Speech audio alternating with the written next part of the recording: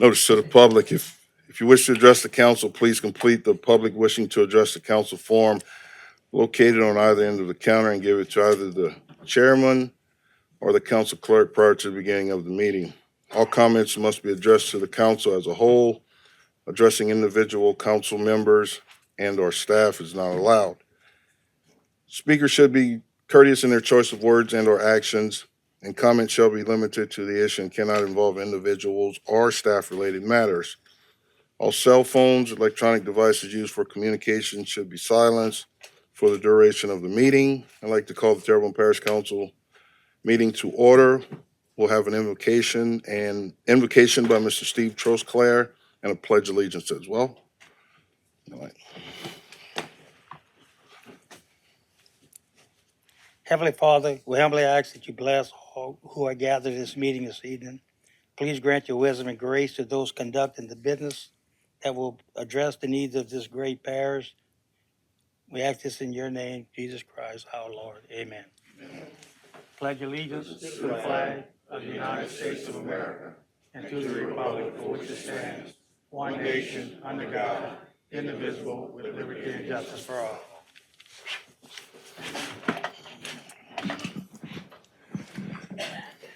Thank you, Mr. Trosclair. Ms. Charlie, can we get a roll call, please? Mr. Trustclair, Mr. Pledger, Here. Mr. Harding, Mr. Voisin, Mr. Amity, Mr. Champagne, Mr. Hamner, Mr. Babin, Ms. Chauvin. Mr. Chairman, you have a quorum present. Thank you, ma'am. Approve the minutes of the regular council session held on July 15th, 2026. Move. Move Mr. Clyde Hamner, second Mr. John Amity. Seeing no lights, members, vote your machines.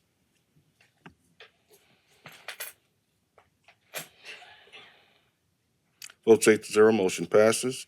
Distribute the minutes of the special session condemnation hearing held on July 28th, 2026. This has been done. Distribute the minutes of the regular council session held on July 29th, 2026. That's been done as well. Approve the accounts payable bill list for 8/3/2026 and 8/10, please. Thank you. 8/10/2026. Move Mr. Clyde Hamner, second Mr. Carl Harding. Seeing the lights, members, vote your machines. Votes 9-0, motion passes. General business. Item 1A, resolution approving the holding of an election in Recreation District Number 1 of the Parish of Terrebonne, State of Louisiana, on Saturday, December 12th, 2026, to authorize the renewal of a special tax therein. Move Mr. John Amity, second Mr. Clyde Hamner. Now, I do have a speaker card on that. Mr. Anthony Rainey would like to speak on that item. Mr. Rainey, go ahead, sir. Anthony Rainey, 3593A Highway 316, Gray, Louisiana.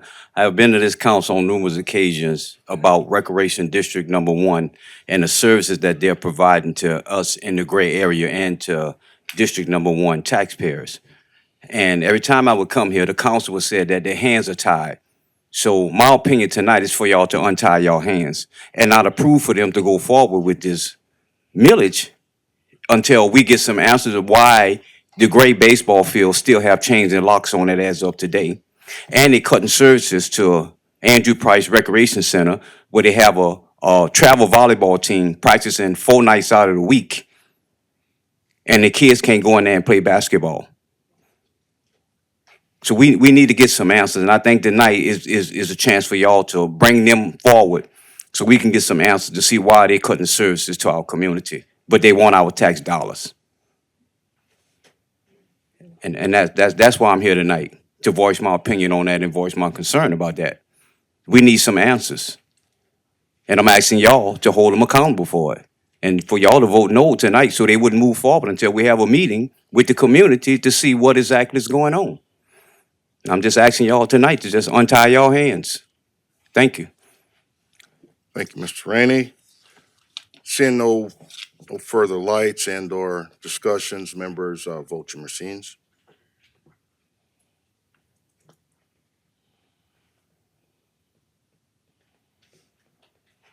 Votes 8 yeas, 1 nay, motion passes.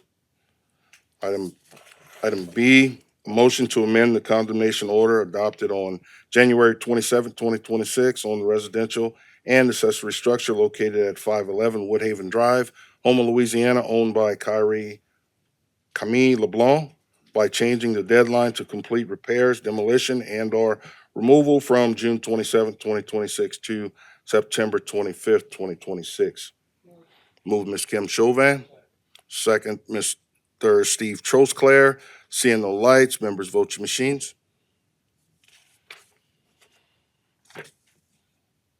Votes 9-0, motion passes. Item C, presentation of CDBG DR Community Resilience Plan. Ms. Candace?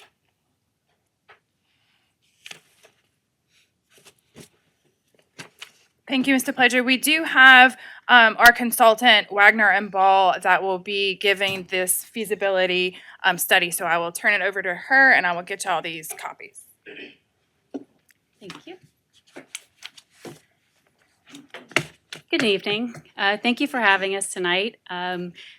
Candace handed out a packet so y'all can look at the details later. We're going to hit the high points so y'all can keep moving with your meeting tonight, but we wanted to give you the packet so you would have a more detailed version of that for your prioritization later.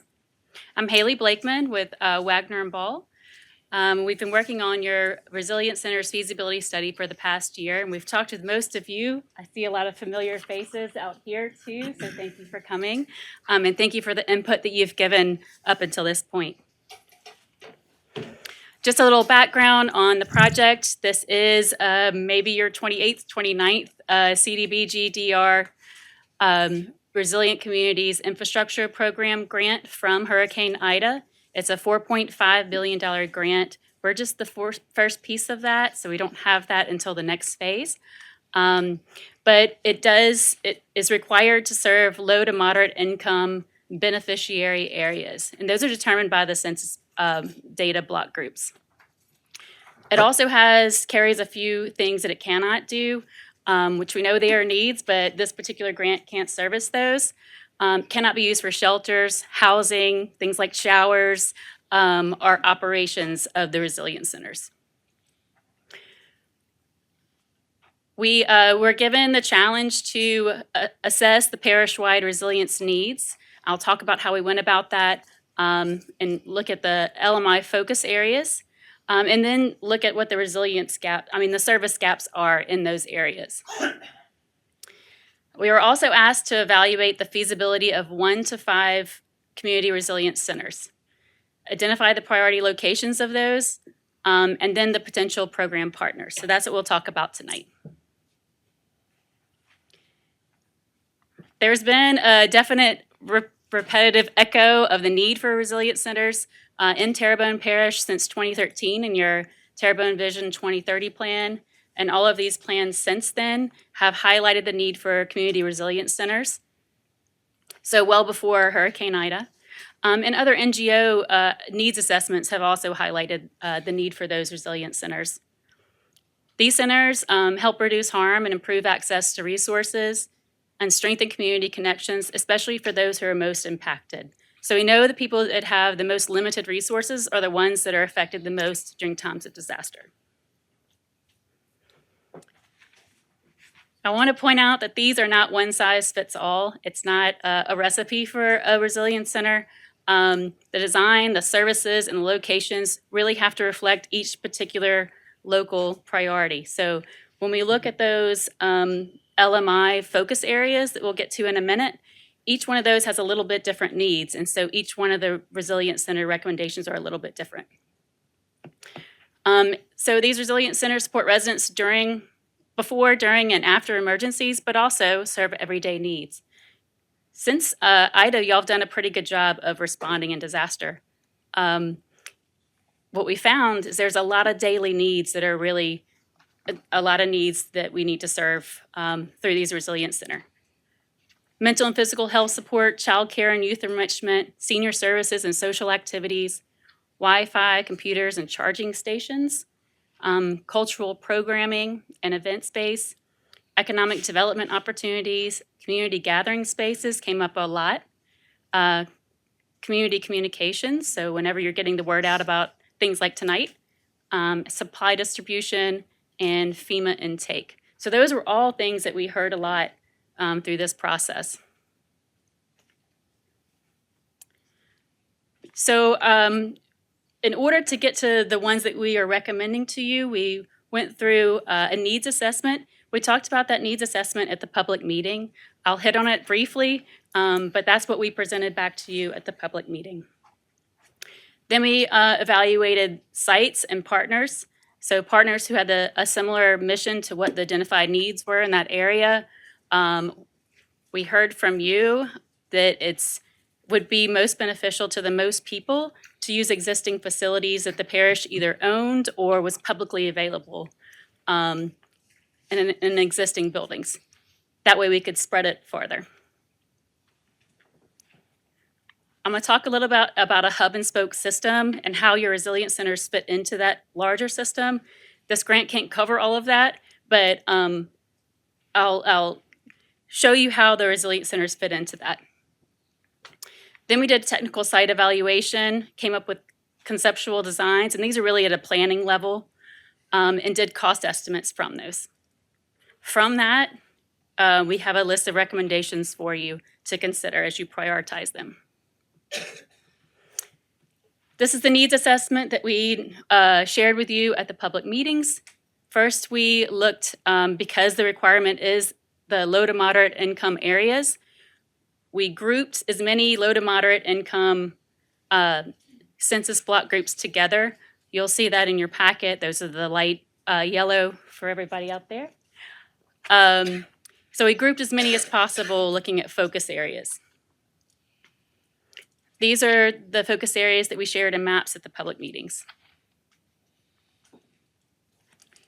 We then did an existing services and location assessment for each one of those areas, the LMI focus areas. So you'll see on the right-hand side, we did a detailed version of all of these, all of those areas, but have an example of East Homa, how we mapped out the existing services that are there, the facilities that are there, the public open space, any sort of services that are already being provided. That's in the chart there to the left, to the right. And so really seeing what we had to build off of. Then we had 4 public meetings throughout the parish.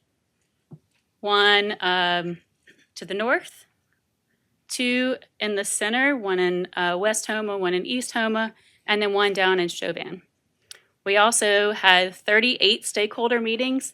I think we were supposed to have 5, but you guys gave us such good information when we had those meetings. We met with many of you. You know where you live the best, and giving us back that information was really critical. So not only do we meet with many on the council, we met with many of the rec districts that were had the LMI focus areas in their rec districts, emergency operations, non-governmental entities, social service providers, lots of different types of people.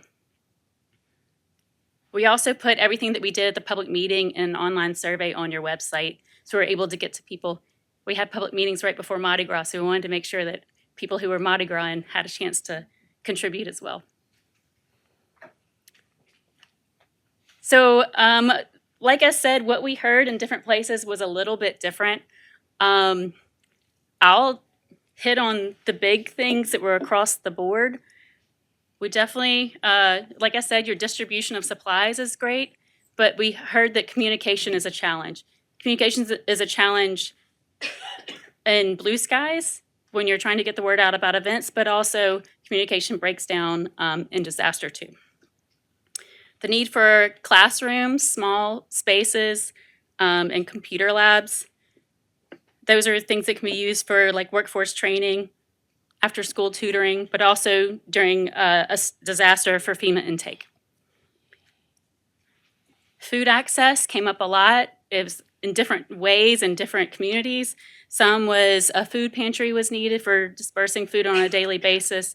Some was community gardens for fresh food access. Some was the need for a commercial kitchen for during community events. You could cook for people, but also in disaster you could disperse food after when needed.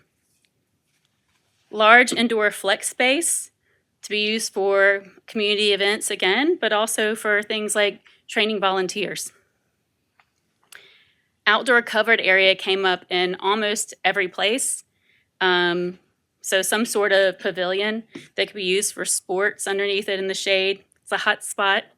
Community events again, distribution of supplies, areas for cooling and charging after a storm. Outdoor flex space, whether it's for a community gathering or whether it's for a festival, or it could be for, some people asked for multi-use sports fields. And then across the board, access and transportation was an issue. Access to especially things like mental and physical health.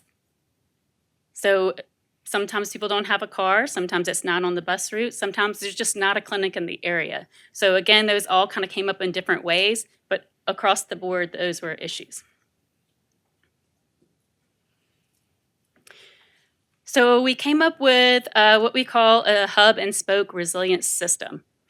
And this is what I was talking about. Your grant can't cover all of these things, but while we were collecting the information, we wanted to record it. So you had that if you get more funding, if another disaster happens. So you have a roadmap forward. This particular grant can't cover all of these things. For instance, there's a live work hub in there. That's something that this grant can't cover, but we have it recorded in there. The ones that have the black circle around them, and I'll just call them out, the community resilience centers, a communications beacon. So this would be something that would be at all of your community resilience centers, but also at some of other remote places that don't have a community resilience center. It would have Starlink, it would have charging stations, it would have a virtual board that could announce events or tell people where supplies were delivered in emergency time. Pavilions and Pavilions Plus, we'll talk about that in a minute a little bit more, but we've thought about the pavilions in a way, sometimes people just needed a pavilion. Sometimes they needed a community center in the future, but they weren't quite ready for it. So we've planned the community, the Pavilion Plus to grow into a community center. So the plumbing's roughed out, the charging stations are there, it has solar power, so it's set up to have a community center, just the walls drop. Mobile medical buses, that came up a lot, that people don't have access to medical services. So all of those can be included in this grant. Multipurpose bay buildings, flexible resilience parking lots, and live work hubs. I won't go into those, they're in your packet, but I won't go in those tonight because they are not covered by this grant. For the phase 1 implementation recommendations, we've prioritized ones that serve the most LMI percentage and the most LMI population, as well as the most total population. And so we have them throughout the parish, and we'll walk through each one of these in just a second. So we have one at the New Isle Community Resilience Center, one at the Dumas Community Resilience Center, Hope Extreme Community Resilience Center, Ward 7 Citizens Club Community Resilience Center, and then we have 2 alternates for Village East.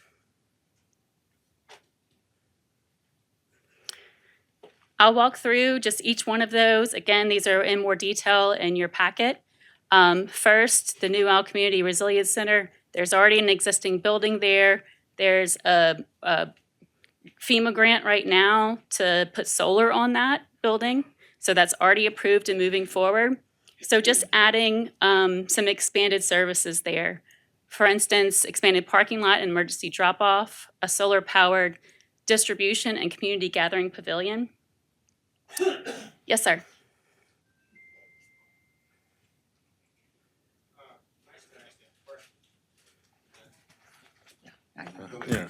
Yeah. This particular area right here, what council district is that in? What? I have to pull it back up, but Well, I'm just doing this for the because we had the building originally. It was actually, this building was actually meant for something else, and so now it's being considered for something else. Okay, I'm not being specific in reference to that, you know. So we're looking at this building and where it's located is located in the Shreveport area. And that's the little yellow building that sits off in the back, on the way to Thibodeau. Behind the yellow building on the water. Behind the yellow building on the water. Okay, that's what we're talking about right now. Just want to clarify because it's not shown up here on this screen. For those that are looking, to give them a better understanding of what location. So if I we're go talking back, it's number 1 up here at the top. about. Mhm. Let's show up. So we're going to get moved down in order. Not necessarily in priority, we're just moving down in order. Okay. So this is an underutilized building, and we have a recommended partner that would like to use the building and would like to provide some services to the existing residents of the neighborhood, but also for the neighborhoods around it. Tri-Community Empowerment Center is operating out of St. Bridget's Church, and would like to move into that building and operate this community center. So for each one of these, we have an operator that we're recommending based on their services, their mission, and how it aligns with the needs that were identified from that community. This has a computer lab build out in the existing classroom, a communications beacon, and improved site drainage here.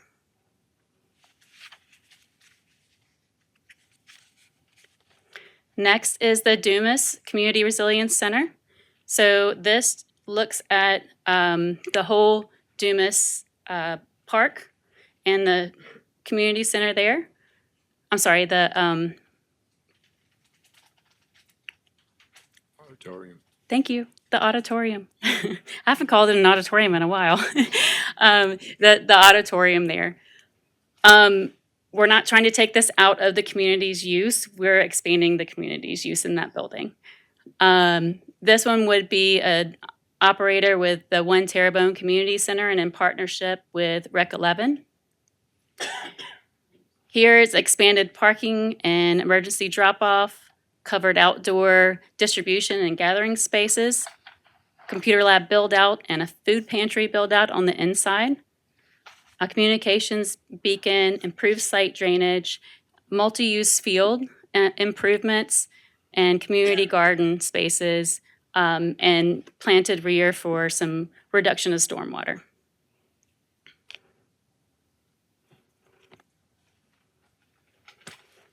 Yes, sir. Council District 2. Thank you.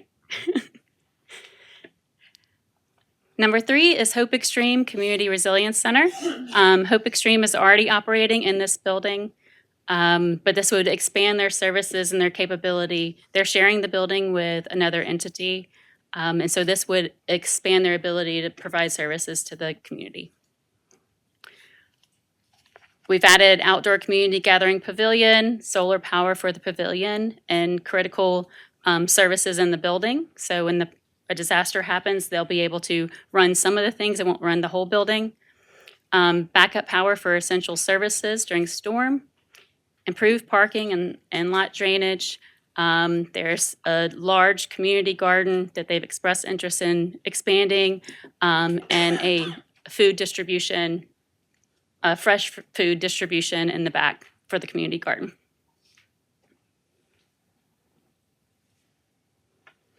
Number 4 is the Ward 7 Community Resilience Center.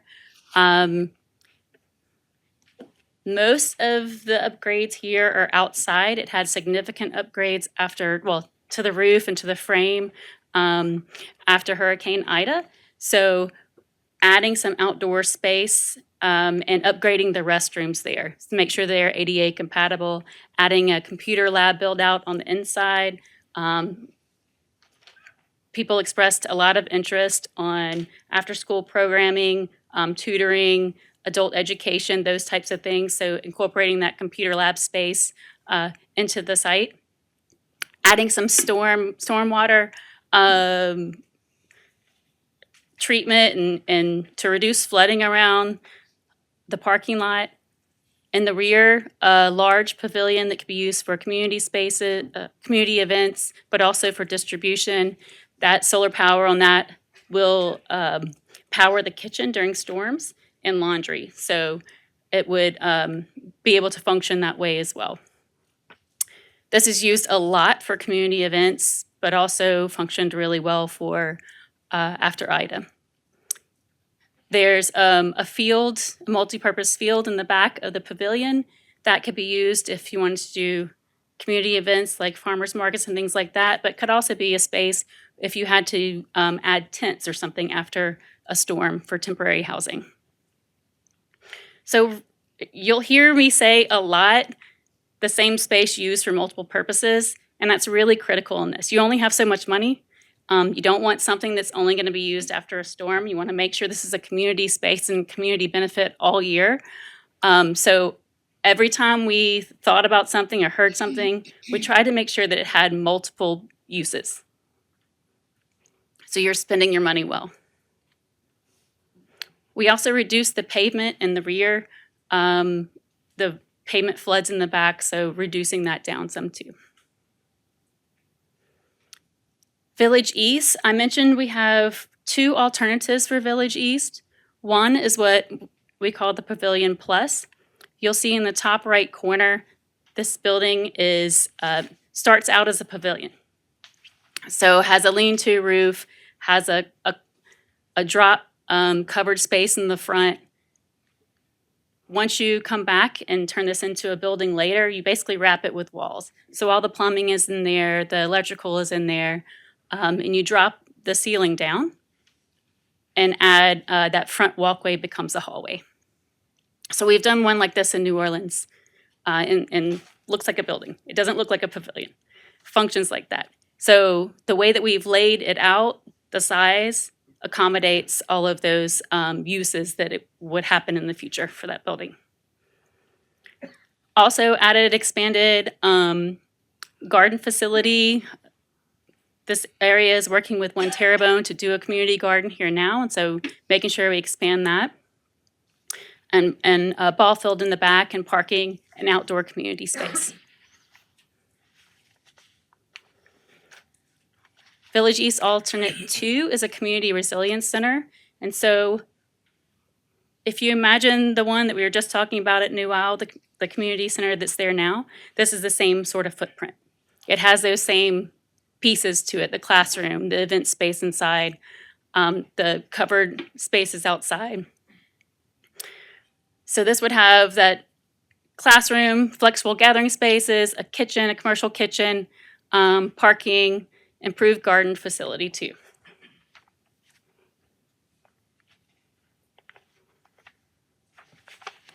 We've also just thinking about how do you put these things together and how much money do you have and what can you work with, what sort of combinations can you do. And so we're recommending, and the recommendations are from us just based on the needs assessment, the site feasibility, partner evaluation, and funding available. We put together 4 that meet the 4.5 initial funding that you have for this grant. New Isle Community Resilience Center, Dumas, Hope Extreme, and Ward 7. Those spread across the parish serve as many people as we possibly can pull from those LMI focus areas, but also a very large amount of the population. If I had more money, I would go to scenario 2. That adds Village East Pavilion Plus. We don't have an operator for a community center at Village East. That's the only reason it's the 5th one. We know there's need there, but there's not a community operator at this time. So that would be added. The Stark Corporation Mobile Medical Bus, that came up at every single spot as access to mental and physical health. So having a bus that could go to different places would be critical. And then 2 communications beacons. If you had a lot more money, we'd recommend that you go up to a community resilience center in Village East and find a partner. So the last one is the same thing, just swaps out the Pavilion Plus with a community resilience center. Does that make sense? Let me ask you a question. Sure. These these facilities are designed to operate year round, like you were Absolutely. saying, year round. For everyday use, Monday through Hmm. Sunday through Saturday, depending on the operator's uh, policies and procedures, and then during a state of emergency, a hurricane, something like that, then there's multiple opportunities for that particular community's needs. Um, and it's not limited to that community, it's No, parish-wide. absolutely. So, just because it might be in one district doesn't mean another district can't benefit from it. And there may be services in one district that are needed more so than uh, uh, in my district. We would need the crazy, we would need mental health services, Right. because they elect me. But but but in another area, they may need medical services Right. and then during the regular year, they sports and community events. But it's all public facilities operated free of charge to the public. Am I correct? There's no charges, like if, say, the operator wants to do a fundraiser or something, can they do that? To, yeah, what are the rules and regulations on stuff like that? Or, can they be used for a private event? Is it strictly public use? That is an excellent question. I'll tell you that's kind of in your next, you're going to see your next steps Okay, is figuring out those operational things. Um, the intent is the operator will run it when the parish is not going to be doing event planning, right? right. So the intent is the operator runs it. Well, I But don't know. during They disaster want to have time, a community meeting, about some upcoming thing with government or something. The parish would use it for that. that's what Correct. happens at Ward 7 currently, right? Y'all Mm, asked to use the facilities. mhm. Uh, But uh, I think it would be up to the council to decide whether or not we want to use them for public versus private events. I would Yes. assume CDBGDR money cannot be used for private events. It can, so remember when I talked about there's stuff this can be used for, but stuff it can't? Yeah. It cannot be used for operations or staffing. It can be used for the building and the improvements. So, Oh, okay, I get you. right? So it can't be used for operations, any operations. So yes, that is to be determined, and that is in the next phase. And each operator and building owner needs to work with the parish on a cooperative agreement. Correct, Kansas? Did I say that? Yes, a subrecipient agreement. So in some Like that cases, word, me and Carly. they may own the building. In some cases, they may not. That's yet to be determined. The subrecipient may own it? They may. That's up to y'all. That's where my planning stops. Oh, okay. Yeah, so all of that needs to be determined. Candace?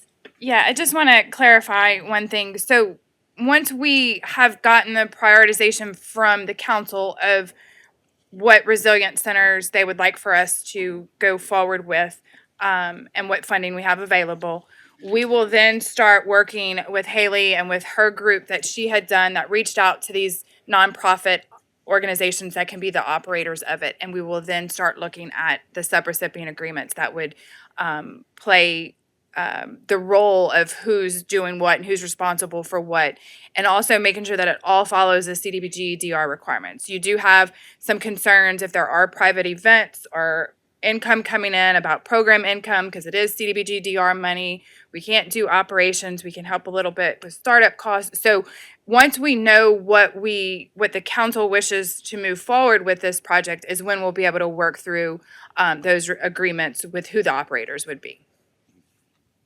But all five of these projects are strictly CDBGDR money, no out-of-pocket for the parish, right? Ye- Parish's role is to run the money and pay the bills as they submitted by the operator. So, yes, sir. Once the determined amount of CDBG-DR that the council wishes to have allocated to resilient centers, and once we determine which ones are going to be priority is what we're going to go forward with, all of it comes through us as we pay the bills and CDBG-DR money gets it. We are not putting any parish local money to it. It'll all be reimbursed from the state. It'll be whatever those funds and budgets are that have been approved through OCD and their application. And what happens after 5 years when the CDBGR money, So it all works into, there is we have to meet a certain goal that part of the application is, there is, one of the requirements in the application is we are going to do a certain, we're gonna meet a certain benefit. Once we do that, we have to continue that role for 5 more years, or they could come back and ask for the money back. So if we're saying we're gonna open a resilient center, I'm just looking because this is up there, East Houma Recreation Pavilion, we're gonna do that. So after we have spent the last of OCD's money, whenever that is, and we have met that criteria, we have 5 years that we have to continue to meet that benefit. and that's when it may start costing the parish dollars? It should never cost the parish any money. What would happen is if for some reason it did not continue to be used as the purpose that was presented to the state, they may come back and ask for us to return some of the money. I got you. But the intent is to never at any point start costing the parish some money. And I will say, Councilman, I'm sorry, Go ahead. Councilman Hamner, there are 2 other funding sources that have upgrades on 2 of these buildings. One is the Dumas Auditorium has upgrades for hardening and windows and doors and the air conditioner. So that's happening from a separate pot of funding, which is not the parish again. And then I mentioned earlier that New Isle is getting solar panels through a FEMA grant. So those are being paid for elsewhere. So we also have recommendations for future funding. These don't fit in your funding scenario yet, but again, we cataloged everything that we know is needed to make a resilient network across your parish. So the East Houma Recreation Pavilion, this came up a lot. There's need for spaces for recreation, for events, for exercise that's covered, for farmer's market, things like that. This is in a covered space. And so that is out there as well. The New Isle Multipurpose Bay Building, that's not included in this funding either, but that is an opportunity to have a building that is open on the inside and is broken into bays. The one that's out there, the yellow building, I think that you were mentioning, that's what that one is. And so as a small business comes, like a daycare, for instance, that has an operator, they could get 1 bay. If they grew, they could have 2 bays, 3 bays as they grow. So it's something that could help economic development too. The Grand Cayuga-Dulac Tribal Community Resilience Center, their COPO, they have already done planning for that. That wasn't included in this planning effort, but they've already been working with Engineers Without Borders with Purdue and have a plan. They did lose their funding, and so we will make sure that we recommend that in here as well. It is needed. And then the additional communications beacons. And again, those are intended to go down and around the parish. So even if you don't have a pavilion or a resilience center, you have a way to have communication and charging. Okay, can I interrupt Yes. for a moment? Sure. I'm looking at just Ward 7 on that part, because I have a few questions with you, because I met with their board. Yes. This does not even pertain to what they talked about and what they heard. This is not the same. Okay. We're talking two different things here. In that, let me ask you this. Did you only look at resiliency centers? Did you look at anything else when the rules changed? I mean, so I just kind of looked at some rules that changed, which I was not aware of on that. Did you only look at resiliency centers? Did you look at drainage? Did you look at anything else that was needed in in those areas, or were you just tasked with resiliency centers? If we looked at a resilient center site, we looked at the drainage on that site. We didn't look at it for the whole parish. But Ward we, 7 doesn't flood. yeah, It doesn't flood. It only gets wet in the back That's- and the That's not pavement. my main concern. I Yeah. have a pump in Smithridge that needs to be rehabbed and redone so that it can really pull out water and stuff. I mean, I'm looking at different things because resiliency means something different to me. I'm looking at my people not flooding. I'm looking at like a levee that is low in one area that Understand, needs to be yes. done. Those are not at all, this was only for resilient centers. So you were tasked with just resilience. The Okay. grant is only for resilient centers. Not resilience, resilient centers. Can I answer that a little bit, Ms. Chauvin? So the grant that she's referring to is we're used to referring to the grant as the large CDBGDR money. We had, as part of our recovery plan, was resilient centers. So when she's talking about grant, it was the actual application that we submitted to the state for resilient center. They were only tasked to do the feasibility study on resilience centers because that is what we had submitted to the state as part of this proposal. Okay, so let me tell you where my frustration comes in. The rules have changed. Had I known that things were changing and that we could add things, because I kind of started looking up Can stuff. you tell me what rules you're saying changed? You have amendments that changed on it. I mean, I'm sure that So y'all would have been. our a still part of that. recovery proposal and the items that we have already submitted as part of that Right. recovery proposal and those applications have not changed. Right. The timeline for all of that has not changed. Okay, so let me ask you this. When things begin to change in it, even though we have submitted like certain things in it, and we're tasked to just keep only those things, even though rules are changing, seems a little, and maybe that's just how the state does things, Yes, where they begin to change the rules on us. Because I look at this and I'm thinking, well, I probably wouldn't have voted for some of these things because you changed things and you would allow certain things, but now we're up against deadlines and timelines. But I will go back to this. The Resiliency Center, when I talked to Ward 7 board, they were told about a kitchen and the bathrooms. I'm looking at pickleball court, which I have a recreation center that does that, half basketball court, which I have a recreational district that does that. You're talking about parking spots, it already has parking spots. I get a pavilion, totally understand that. And it doesn't flood in the front, and I'm looking at where you have this. So I'm a little confused as to why they were told. The one kitchen and the thing. bathrooms, Yeah, that's what's in there. I'm looking at this part right here. Is it missing something? That it doesn't, because it doesn't, I'm looking at this part right here. That's the outside. Flip the page and Okay. the inside is in there. Okay, all right. So you're gonna do all of that for $1 million? Mhm. Okay, so did anybody go in and talk to the board and ask them if they were okay with this? So that's, Because there's a difference in how government runs and how that nonprofit runs.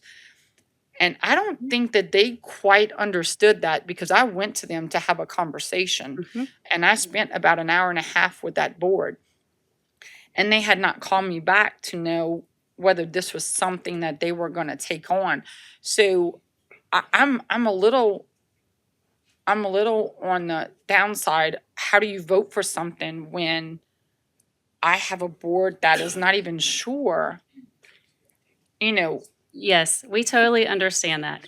So all of these recommendations are what we heard from, and we talked to Miss Becky while we were there. Like, we had a lot of Yeah, I did too. conversations and we had a meeting there in the building and talked to a lot of people that go there. These are the things that they asked for. They did ask for the courts in the back because they wanted some after-school programming and they don't have Okay. anything for the kids to do. But you'll see the next steps, if you see on your, underneath October 15th, coordinate with operators and owners. So that's the next step that really needs to happen. Are these operators willing to do this? Is it something they want to do? so let me ask you this, the upkeep of it. who's, like, I need to know, like, who's gonna be responsible for that. Like, that's a big deal on the front part of this, not the back side of this. We need to know up front who's gonna be responsible for what before I can vote on, even moving it from there. And that's true in every single one of these. That is your next step, is today we want you to think about the priorities and where these might be. But the operations of it is the next step. And all of these are going to go through design and engineering with, I'm going to go to the next steps because it'll be easier to talk about it. Future council meeting. So this is your packet to study. These are just recommendations for us. It's your job to prioritize them. So that'll happen at a future council meeting. I will tell you there is a deadline of October 15th to apply for that 4.5 implementation funds. It is. So what that application includes is basically what you have in that packet. They just need to know which ones you want to do. Next is coordinate, and really that happens right after you prioritize, coordinating with the operators and owners about those use agreements that Candace was talking about. Is this something that you want to do? How would this work? How does the parish work with you on it? All of those questions are for every single one of these. So I do hear you, Councilman Chauvin. I have a question for you, ma'am. Yes. And it was on the slide, well, it was on the initial slide. Uh-huh. And it's on this one too as well. Mhm. And I think there's a little bit of confusion on my part. Phase 2 is not $4.5 million. It's, according to my records, I could be wrong. I see Candace, or I mean, it's 5.4 million for phase 2 of the plan. Phase 1 would be 585,000, something to that effect. So can you clear me up? I see Candace, you have your light on. Can you clear us up on where we're at with the 4.5 million? What does that mean? Yes, sir. I do believe that the 4.5 million is what is available for the actual construction. And getting up to the 5.4 probably includes some of that grant management as well as maybe some engineering and design. But we will, work through all of that as we go through the process. Yeah, I mean, I guess, that's the answer, but, and also I'd like to ask a question, finance-based. You mentioned, ma'am, that, it'll cost us $900,000, right, at $1 million in order to do, The Pavilion Plus? put a Pavilion Plus, right? Yes. So can you explain to me your estimations on how's it gonna cost? You said that to put up, all we'll need to do is put up walls, basically, if we was to build a Pavilion Plus, correct? Well, not all you have to do to put up walls. I get but it, it's but ready to put up walls, but then you have to outfit the whole inside and finish everything out. right, I Right. understand. So that'll cost $3 million? So the two that we gave you are not the upgrade. No, It's what I'm the asking Pavilion is- Plus or build a new one. Well, We what didn't I'm- give you the in-between. What I'm asking is, it's gonna cost us $900,000. We'll just use $1 million for round numbers. Sure. It'll cost us $1 million to put up a Pavilion Plus, and all we'll have to do is come back, retrofit it, put up some walls. That'll cost them $3 million, correct? No. Well, based on your option 2 for Village East, that's what it's gonna cost, $3.9 million to build one. But we can get it pretty close to being built for $1 million. So, I mean, that's kinda, that math doesn't math to me. Yeah, the other one is a whole new building from the start with all of the upgrades outside. It's a different building. It's a whole different building. We didn't give you the Pavilion Plus to a community center, but we can. Thank you. Yeah, absolutely.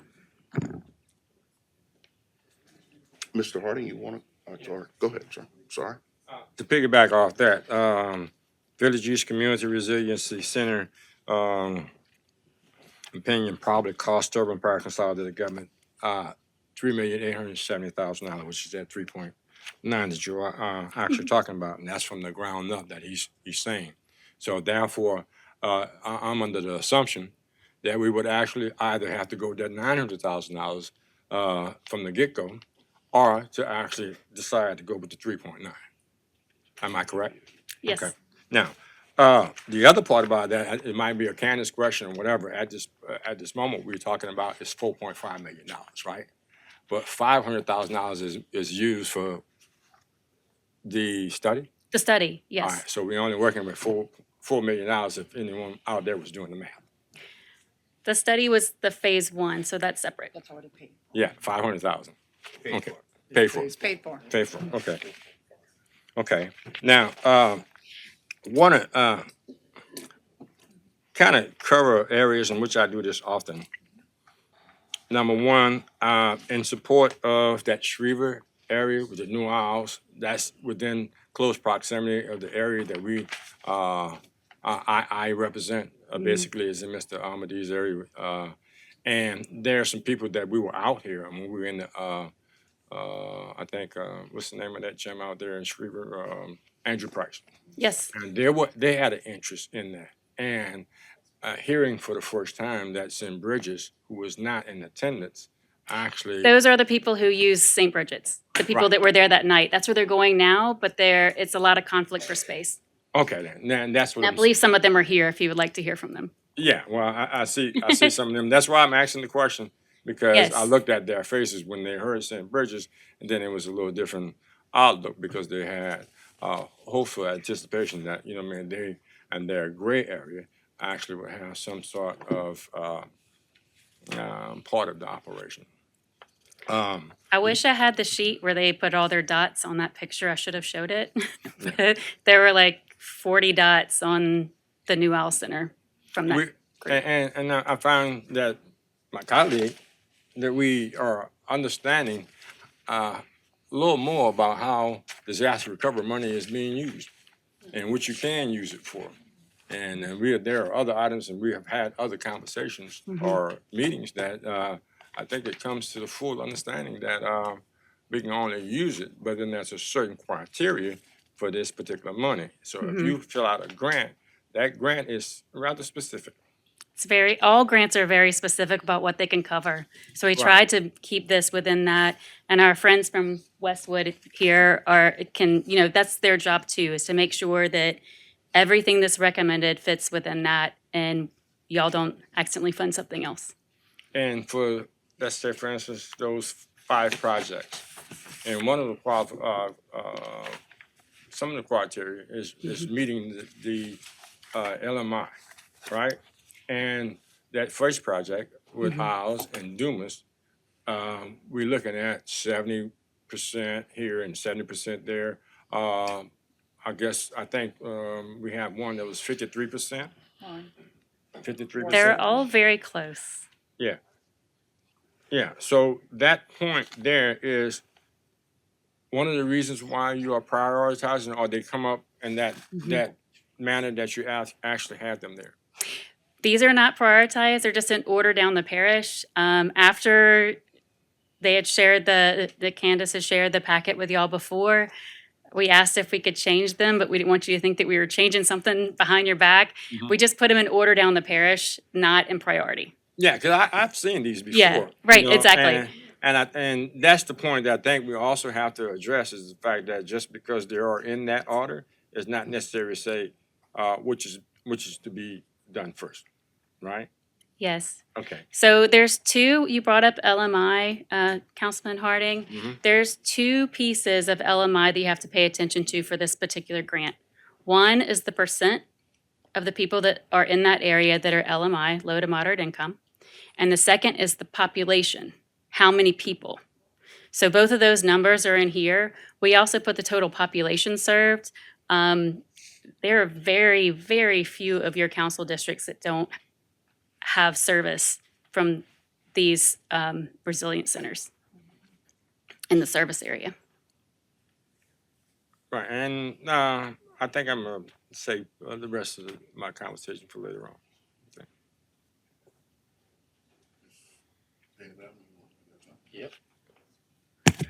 You brought up the Dulac area.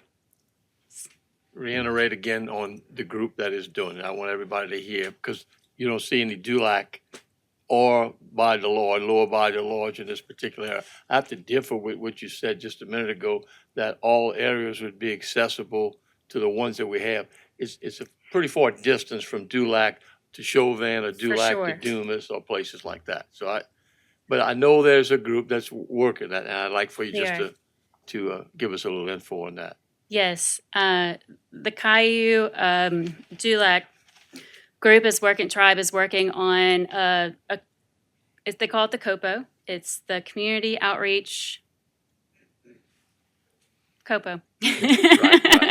Programs Office, I think. It's on Upper Shrimpers Road. correct? Yes, everybody calls it the COPO. And this has been serving as the place where they go meet, where they have been doing their disaster distribution out of this area since. They were donated after Ida, new land. And so they've been working with Engineers Without Borders as a volunteer group out of Purdue on a new community center there. And so they already have plans done. They've been working on this. They had a federal grant, and it was taken back. Because I know Kirby Verrett and his group, Clayton Chapel. Yes. It's no longer since Hurricane Ida.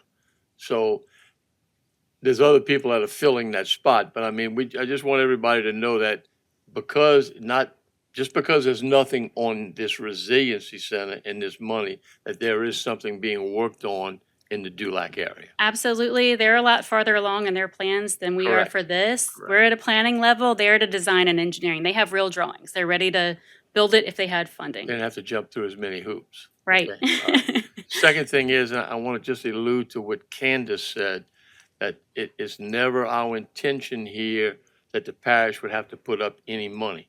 What happens in the 5 years, because you used the term that the government could come back and ask us for the money.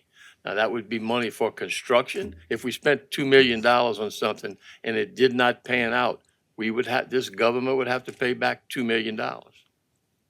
I'd just like that clarified, if you don't mind. Yes, sir. So, the words I was looking for earlier when I was first answering Mr. Hamner was the national objective. So our applications we submit to meet a national objective. Right. And the state approves that.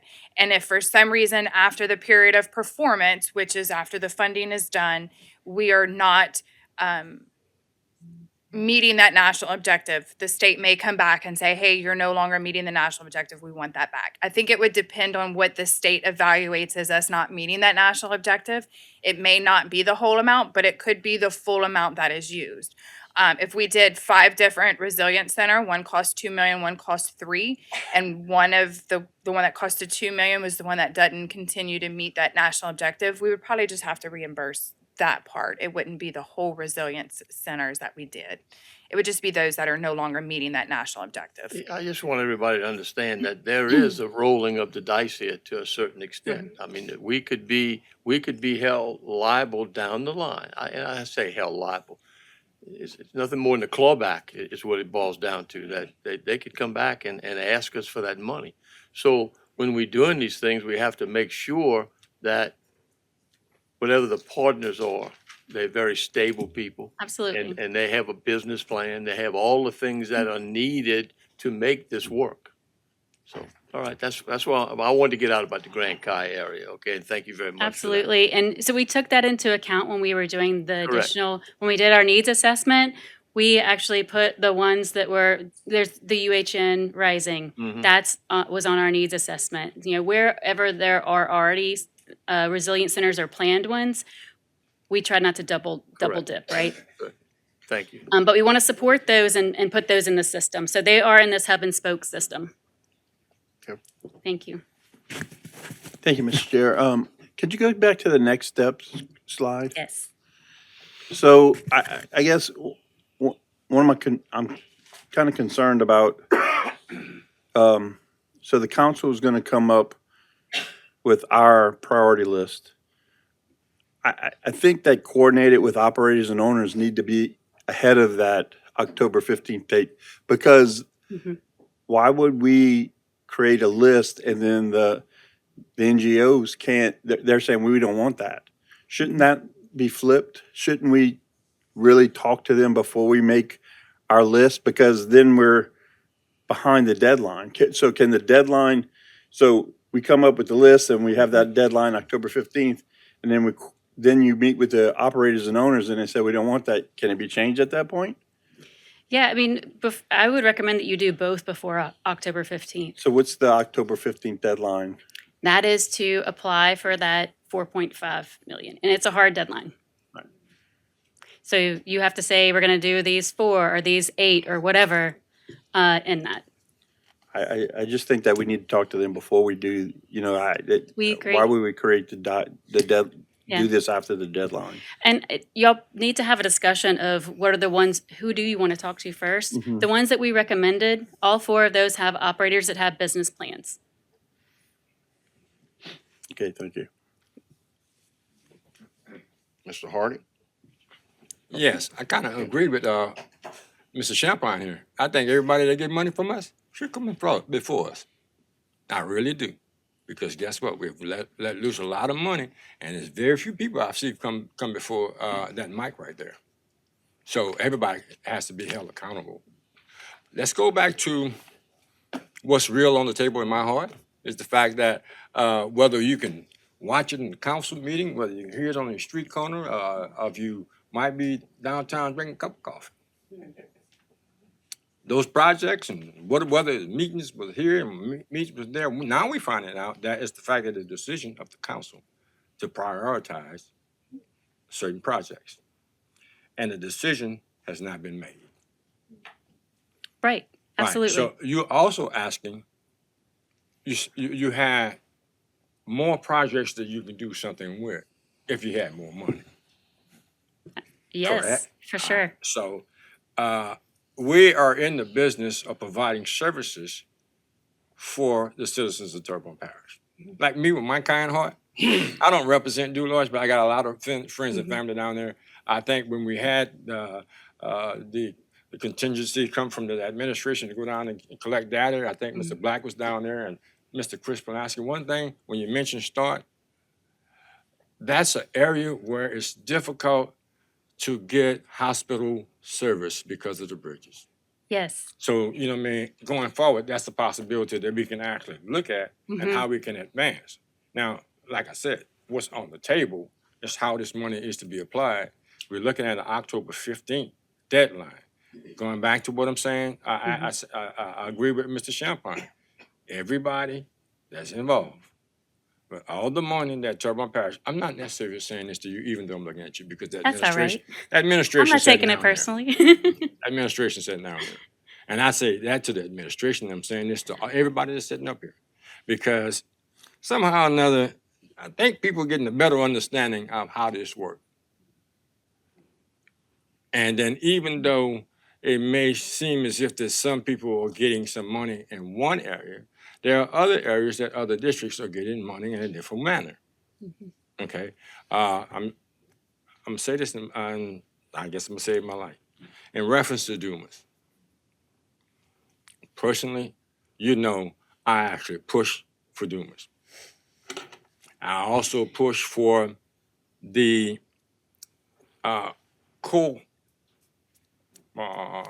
cooperation between the parish and Rank 11. Now, we're finding problem with people, how we not gonna pay money back? I'm saying now that if you said that you have partners, even those partners may have to come up here, like I've heard before, and present their prime. Because I'm standing on 10 toes down on this. We've let loose a lot of money, and a lot of people haven't come before. So hopefully from this point on, if you get millions of dollars, if you get $900,000, or get whatever amount of money you're getting from the parish, show some respect and come to the mic and present your business plans. Present everything that you actually present, so we won't be caught up trying to find out who's gonna show up for this October 15, 2026 deadline. Nothing to do with you, but it's just opportunity. So I know I'm- 3 of those proposed partners, at least, are in the audience tonight. yeah, okay, and then that's what we want to know, is where are they, what their plans are, how we get in contact with them, and then we can actually look at them, because there are some concerns that individuals may have sticklers for one areas, and another individual may have something of interest in another area.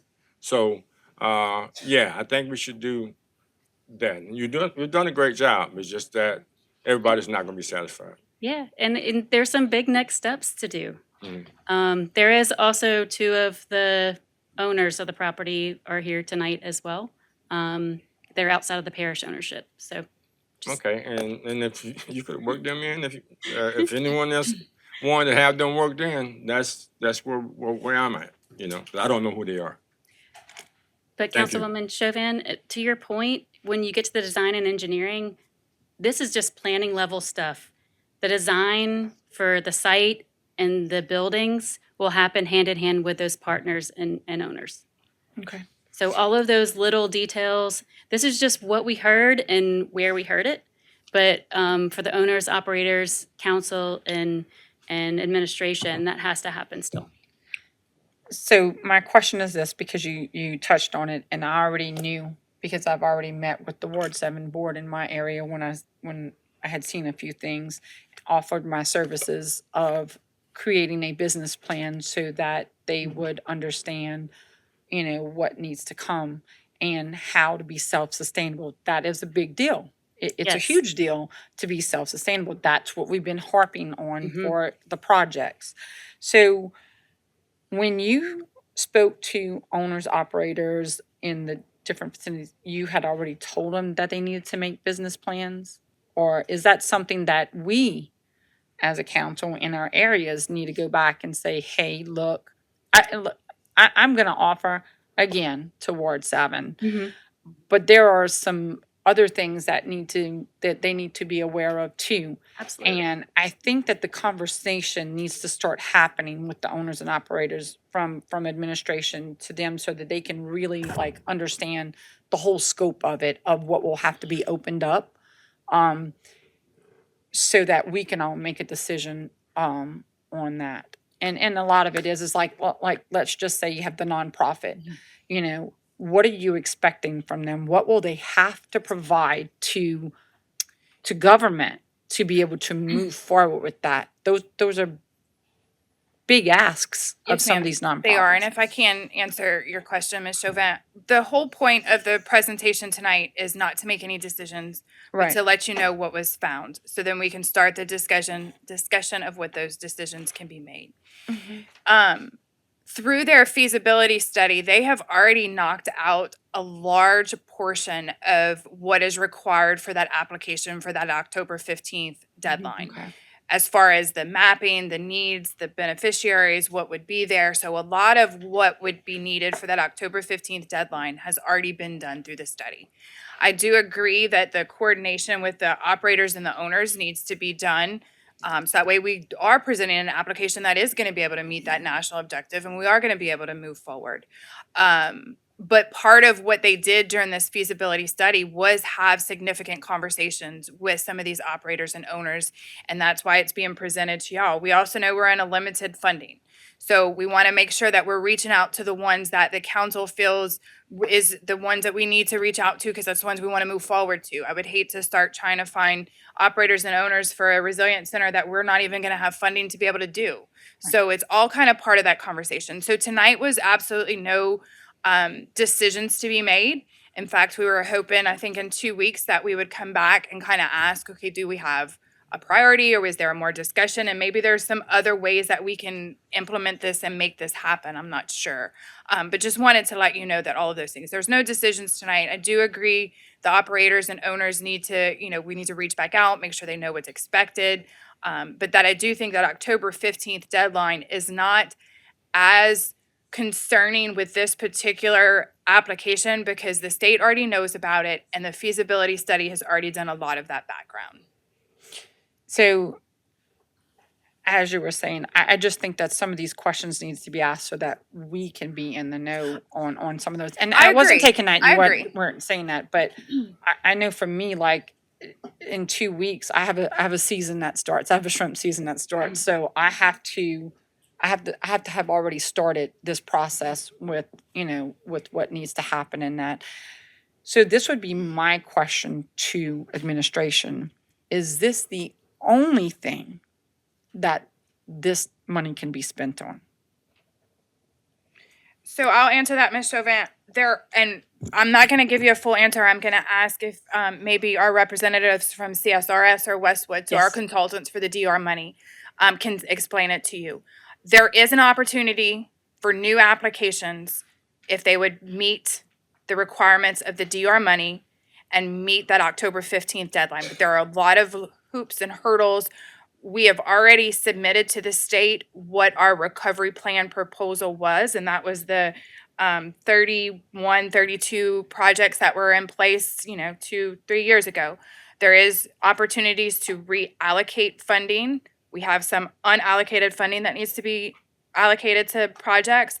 But I will ask if we can let one of the representatives from CSRS come in and kind of explain those details with you a little bit more. They have more knowledge with OCD of what needs to be done and how and when. No, absolutely. I just wanted, And I they just are wanted here to ask tonight. that question so that I could be in the know on that part of it. But thank you. I appreciate it, Yes, Candace. ma'am. So I don't know, Mr. Chair, if you want them to come now or later or.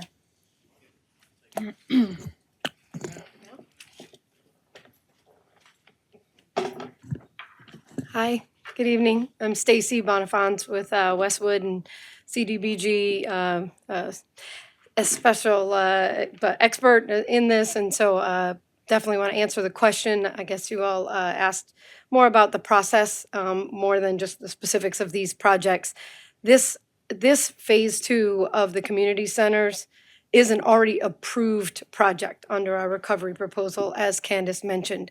So if you decide the 4.5 million, just talking about that level of money that has already been approved in your recovery proposal and approved as a pre-application, we'd have to cancel that. You as a parish would have to ask the state to cancel that project if you decided not to use that money for community centers. So that money is earmarked, sort of set aside for the community centers. They were just waiting for this study to be done to tell you the detail, for you all to tell the state which particular community centers you wanted. So we already pre-asked for approval for community centers. It's just normally you would have, in the normal process, you would have just said, here, I'm doing 2 community centers and put all the details in. But because you all in the early days were not sure exactly where you wanted them, we asked the state to do it in 2 steps. We said, can we do a planning project first, then identify those 2 projects, and then come in and tell you, and we said 2 to 5, like was mentioned earlier. So they already have in their recovery proposal, $4.5 million. I guess it's got some activity delivery costs too, but the total budget for community center. So I'm just saying that exact money, if you decide not to do that project, you have to get approval to cancel it. And if you were to take that money and want to do a different project completely, then you have to start from a new project process. And a new project process is what you did 2.5 years ago for all these other 28 projects, which is public meetings. Then you have to have a council resolution based on those public meetings. If the feedback says that's a good project, then you have to have a council resolution to submit that project application to the state. You have to then develop that entire application, which is scope of work, LMI, national objective, budget analysis, resiliency mitigation analysis, and all of that. And then the parish president has to approve that project, obviously, application before it then gets submitted into the state for approval. And again, we have this October 15th deadline. The state has set a firm deadline to say any new applications, all of your money that is unallocated right now has to be submitted to the state for approval by October 15th. And if it is not, that money will be returned to the state. Okay, so That let is me not ask you staying this. in your hands. Is this the only backup plan we had? Is what Is, the only is backup the plan? resiliency centers, is this the only backup plan? Because it sounds like if we take the 4.5 million, then we have to cancel everything and we have to start from scratch with anything else. You said we had 31 to 30 or 32 projects. I'm just asking, is this the only one that we looked at? And maybe Candace has that. I do have that answer. I think what you're asking is this is not really a backup project. It is one of the approved projects from our recovery plan. It would just be canceling it, reallocating funding to another approved project from our plan. Okay, just making sure. Thank you. I And I appreciate it, think Candace. the options or scenarios are presented here is increasing the budget of an existing program, Correct. project, and that is not the same as a new project. Got it. And similar to if you had, one of the other pump stations or something, if it's under budget and you wanted to add money to a pump station or something of that specific project, that is a budget modification versus a new application. A new Absolutely. application has its own set of rules. Thank you. I appreciate it.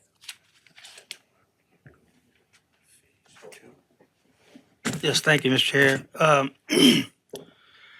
I guess my first question would be, where did these initial costs generate? Because, I didn't see anyone other than the pavilion that's under $1 million. Okay, so where those numbers come from?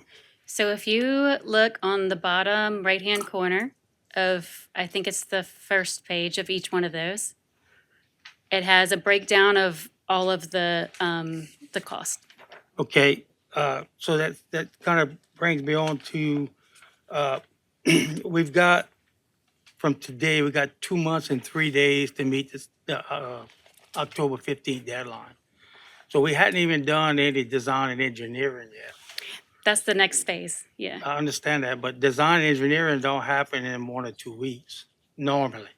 I'm not sure what we got in So this case. the design and engineering would be part of this 4.5 million phase 2 that we're talking about. So that's where the difference between the 4.5 and the 5.4. So in this, we will use the Wagner and Ball study and their estimated cost in order to submit that application by October 15th. Then we would, based on what's in that application, assign engineers to start the actual design of them. So that comes after the application has actually been approved by the state. Okay, and I guess that's gonna run me into my next question is, I've been on the council for 10 and a half years, and probably less than a handful of government projects that have ever come in on or under budget. So what happens if these things come over, but where that money comes We from? would, so it's a very good question, Mr. Trustclair, and that's why when we work on all of these and try to work on the design, we make sure we have some contingency in them. Unfortunately, if it's, higher, once they come up with an opinion of probable cost, we may have to say, okay, we can't do this because the parish would have to cover any overage. Okay, so what happens to our submission by October 15th? We won't know that That until point. after the submission on October 15th is done. So that would be another conversation that we would have with the state. So the application has to be in by October So maybe a 15th. state lady can ask what would happen to that money. Yes, sir, maybe she can.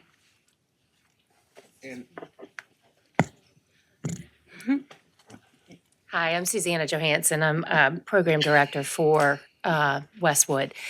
So I think just to try and clarify a little bit, this project, Community Resilience Centers, was initially submitted to the state as one project. They requested that we divide it into 2. So you have existing budgets that were proposed to the state during your initial application phase. So the construction budget is quote unquote earmarked for the phase 2 for the implementation of the plan. If there are any changes to any project past October 15th, let's just say the pump station comes in and all of a sudden, like, concrete prices are through the roof, piping is through the roof, that project cannot be completely funded with the CDBG funds that are already allocated to that project. And the parish doesn't have the balance to make that up. all of those funds still get reallocated, but they're within the existing projects that are already approved. You're going to have some overages and some underages. As projects are completed, perhaps there's some cost savings on some equipment. So you've got $30,000 that's remaining in the Main Street Improvement Program. There was a savings there because the light fixtures came in cheaper. That money will be reallocated to another project. So throughout this whole process, we're going to have budget amendments and budget reallocations.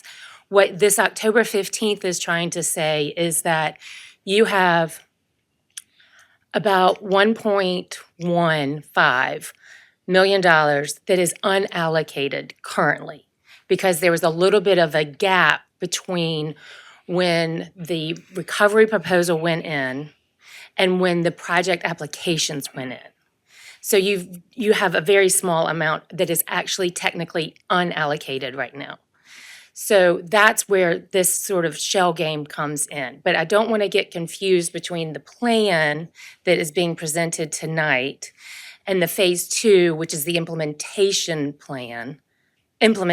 of the plan, because that budget is already earmarked. Does that help anybody? It does, but, it's great that you referenced, the Main Street project came in 30,000 under. That rarely happens, okay? It's Sure. always over where that money comes from. From the DOR money, from other projects that you gotta, So if we get Or to it that comes out of the point general where we are going to have to set priorities. So if the pump stations are the number one priority and perhaps an economic development project isn't, then you'll have to address that at the time and saying, we can't move forward with this project because of the construction overages on this project. So far, we've been working on alternates for some of these. We're just starting to get into 30% design drawings on some of these projects. And so we're seeing where we are having to perhaps reduce the scale of a project because we know we have a set amount. We know we can't dip into a wonderful, slush fund of Terrebonne Parish budget excesses. So we are trying to manage that on a daily basis. okay, but like I said, my biggest concern is the fact that we hadn't even started any design, or engineering, and, generally, that's when you know where your hard dollar's at and where you're coming in at. Thank you. So for Clyde? these, particular, for just the resilient centers, if we just talk about the budget for that, once you get into design and engineering, you still have to stay within that budget unless y'all get some other funding, right? So we can scale up or scale down each one of those projects. There may be something on the site that you don't do. There may be something, a way that you adjust improvements on the building that you don't do. So that can all come in that next phase. So we also did, as Candace mentioned, we did put contingency in there. So there's a cushion in all of those because this is a planning level. We don't know the exact program as it moves forward. My turn? Am I on? Yeah. I have a question for the parish president. All right. In our, I think it was June 29th meeting, Mr. Babbitt and I met with you. I know you met with almost everybody individually or in small groups. There were some other projects besides the resilient centers. Now, I know we're talking only about the resilient centers here, but twice I heard reference to a pump station. Is that a different project that's going to come before us later? Or is that off the table? Is it already gone through? Because that weighs heavy on me. So as Candace mentioned, 29, 30 projects. For example, when we talk pump station, one of the projects is the Geraldine pump station that we're having CDBGR funding go to. And so when you look at, as I hear questions and see where we've been working on this for 2.5 years. We took office in July 8th after we inaugurated on the 4th. We had to vote on the Plan 1,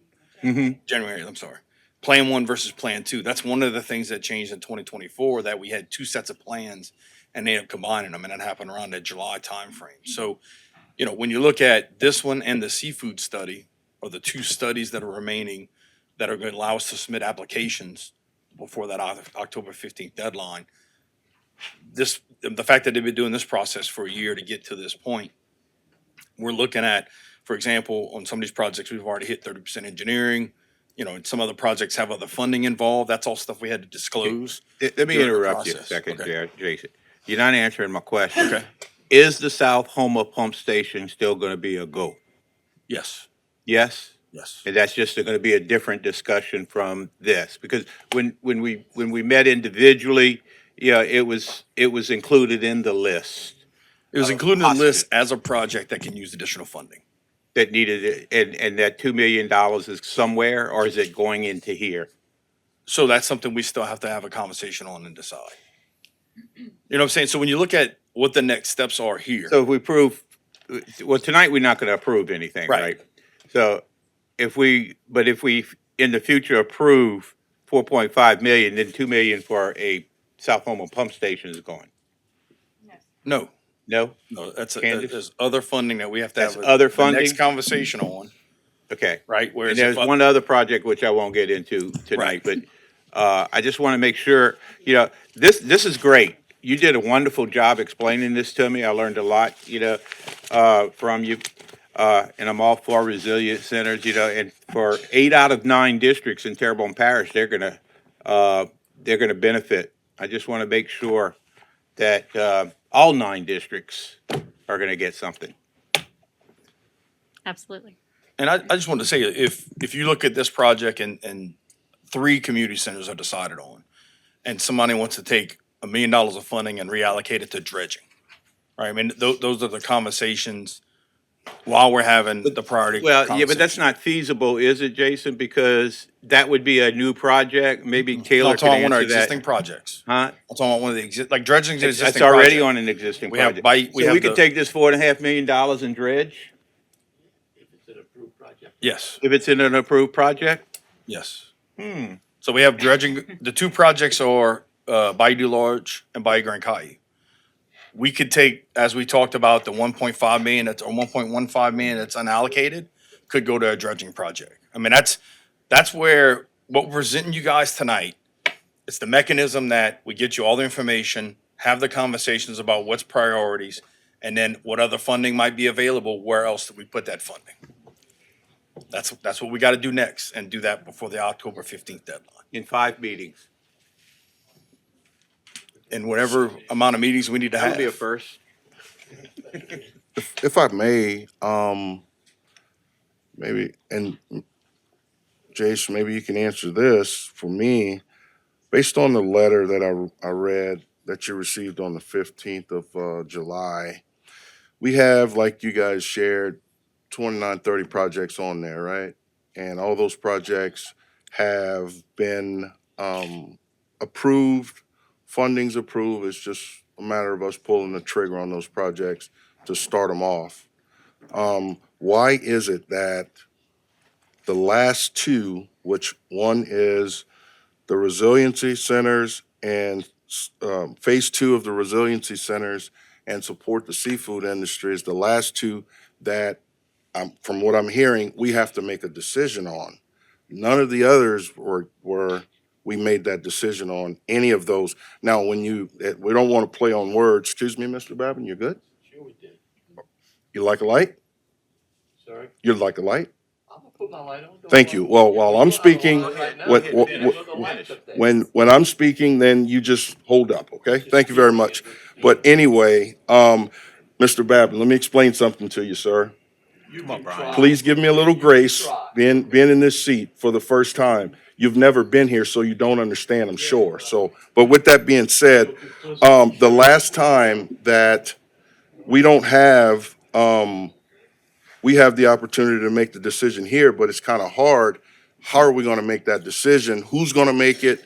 Young lady, when she came up a minute ago, she said that parish president will have to approve some things. Maybe I misunderstood that, but are we to get together and sort of work through how we're going to figure out what we want to do? Because it seems like some of us are kind of, we got to figure out what we want to do if we have to bring something back.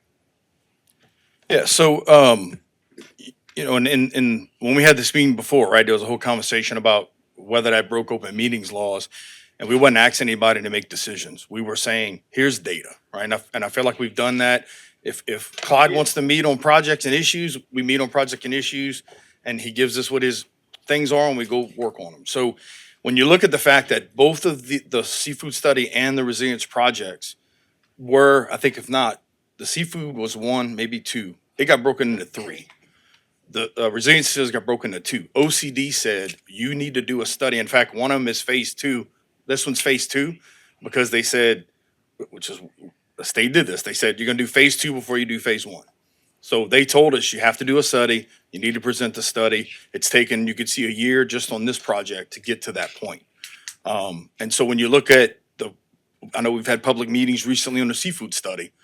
That's all stuff that we had to follow OCD's rules on. We're getting these studies together. Decisions have to be made as it relates to this project, and then the other stuff. So as I understand the opportunity, and Michelle could correct me on this, but you know, it could be that we have meetings where let us get your questions. Let us get the things that you want to know, and then come back to a meeting in the council and present those answers, right? So working within whatever open meetings laws, we need to make sure we meet. And at the same time, giving you guys information so you make informed decisions is really what we're about and wanting to do. So I hope I answered your question, but that's why the studies were put in place, because the state said so. Yeah, I mean, and the only question that I had, it wasn't a direct answer, but I get it. I just asked the last two of the 30. Now we're pressed to make a decision on an October deadline. That's the only question that I had. But And I can, Mr. I'll ask the Champagne? consultant if they saw another way. But if you look at, like, we have the wastewater plan, we have the stormwater plan. Those are basically studies that won't have any funding to execute anything. But then some funding was able to be put towards Village East to do the wastewater work there. Most of the reason why that was done is because it met the LMI. So these things have adjusted through working with OCD that, again, started out as 20, ended up being 23 because a couple got broke out into phases. So maybe the consultant could explain a little bit better about the process, the studies, and how we ended up here right before the deadline with this date. If y'all could share, please, maybe? Mr. Champagne, go ahead. Yeah, so this kind of leads into what you're asking. So is there any possible way that you could give all this information to the council of which decisions need to be made, which money is left out there that we could have to meet on? We have 2.5 months to meet, and then we're gonna have to come up with a plan to meet outside of this, not break open meetings laws, but if you could give us the information that we need to make these decisions. Because even like in this project, if we do decide to do resiliency, we're gonna have to rate each. Do we need a parking lot here? Is parking lot number 5 or number 1? Because that's gonna cost a certain amount of money, and if we run out of money, we don't need that one, right? I mean, that's to the granular level of decisions we have to make in 2.5 months. And we have limitations of us being able to get together to meet. Unless we hash this out in front of, the council, every meeting that we have until then. Is there any way we could get that information?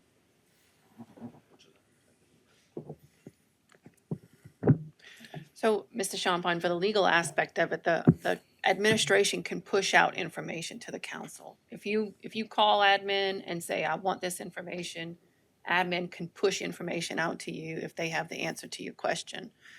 It's the discussion and the thoughts and processes of the council that needs to be on display for the public. Right. So that the public can participate, right? So you can get information all day, any day, but whenever you are acting as a council and making decisions and discussing things and working things out, those things have to be in public. But I think what you have in front of you, and Mr. Harding, and you brought up a good point, Mr. Champagne, if you wanted to meet with the people who are targeted to run these resiliency centers, we need to make sure that they're in front of you and put on the agenda for a discussion so that you can talk and ask questions. And if we I think Ms. Candace said that we already have their plans, their budgets, and their business plans. If you don't have those yet, those need to be pushed out to you so you can look at them, because that's all information that you can have available to you so that you can look through that. But that's kind of what you're looking at on the legal aspect of it. If you need to, I hate to tell you to schedule, maybe put some committees together or schedule some executive sessions. Those all, I'm sorry, not executive sessions, special sessions. Please don't quote me on executive sessions. That's a possibility as well. I know that you all just voted actually to reduce the amount of meetings you're gonna have to go to in October, but any other legal questions that you have about the process? So can someone from the consultants answer the question about which monies are out there that still need to make decisions on? So before we have Taylor give you an answer, I just want to follow up a little bit with what Michelle said. So the purpose of tonight was to present the information to the public because the funding had been used to do this study. The intent was to have all of this information, have the discussions, and the decisions to be made later after you had the information you needed to make decisions. So we do have, and I'll let Taylor follow up on this, we do have that unallocated funding. That part of that October 15th deadline is required for us to allocate it, a decision that would be a resolution by the council of supporting where that funding would be reallocated to. So if we don't do anything else and all the other stuff stays the same, we still have to get from you guys where we put that 1.15. But I'll let Taylor answer And part we of want to your know, questions. I guess, I know, I want to know what's the options of spending that money? Does it have to be resiliency or where can it No, go? and that's what we would tell you, the administration, and I think we have, addressed this, is we would give information as to where we see fit that would benefit from additional funding, as well as what the consultants think projects would benefit from additional funding. And then we can go from there, but it can be allocated to any approved project. But I'll let Taylor answer further. Yeah, sure. Thank you, Candace. Taylor Gravwell with Westwood. And Councilman Champagne, I think your question is what decisions the council has to make on what money is left. So Candace referenced the 1.1.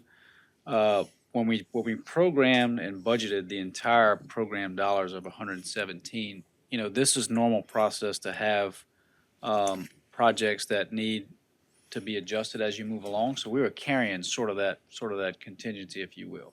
So that needs to be allocated by the October 15th deadline. The simplest thing to do is to take that and, to Candace's point, put it in projects that have already been approved on the list. And you may want to say, well, you know what, we want to spend a little bit more money downtown or on this project, on that project. You can do that, and that needs to be done.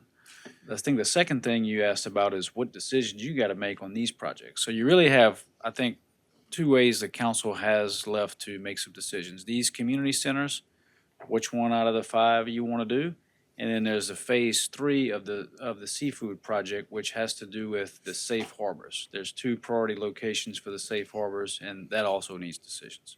So here we are today, 63 days before the deadline, and those are the decisions remaining for the council. But it's also, we could also, instead of deciding to do one, we might decide to do 2, but not fully fund the 2, right? I mean, so it could be divvied up a number of ways, and that's, Right. and you have 9 different opinions. Yeah. And where the money should go, and that takes time. That's what my concern is. Right. So if you don't want to spend the entire 4.5 on the resiliency centers, and you say, I want to spend 2 here, we're leaving 2.5, you could reallocate that to pre-approved projects on the list because you really don't have enough time to approve or apply for a brand new project, Right. if that makes sense. No, Now, I get that, but and I think another important point too, I think Steve was mentioning this earlier, how do you manage it once you get into the design and construction? Because we all know, everybody's worked on a construction project in their life, you never come in exactly on budget. So how you manage that in the engineering process is when you get to 100% engineering, you know what the engineering estimate is, you can adjust the scope. And what you can also do is design it with 3 alternates. And in public bid law, you can take no alternates, or you can take 3 alternates, and you set up the alternates to where if you take all 3, you max out the allocated funding. If it comes in over budget, then you can pull back some of the alternates. On top of that strategy, we also are carrying a contingency with every single project in the program. So there are some different layers to manage this and help manage the budget to where the parish doesn't have to come out of pocket on any of these projects. You could open those state meetings and What- oh, So I this one, guess, yeah. I guess. I think the last question was a timeline on the study, on the resiliency center. So I think early in the presentation, there was a slide that showed 38 community meetings, meeting with the different rec districts and everything else. That went on, I think they started their work in October of '25. And in order to get them on board, we had to properly procure them to meet the grant requirements. It took a while to onboard the consultant. The biggest thing was gathering the data and proving to OCD that we did the necessary community engagement to cross that next gate, right? Because you got to get the application approved, and you got to prove that you've actually identified the needs areas by doing all the community meetings, and that just takes time. 38 meetings in whatever it was, 8 or 10 months. Then you do the plan and then the cost assessment. So here we are today. I mean, could we have done it faster? Maybe, but we are where we are here tonight. So. Well, I'm just wondering, do we want to create subcommittees? Do we want to create something to try to tackle that deadline of October 15th? That can be discussed further.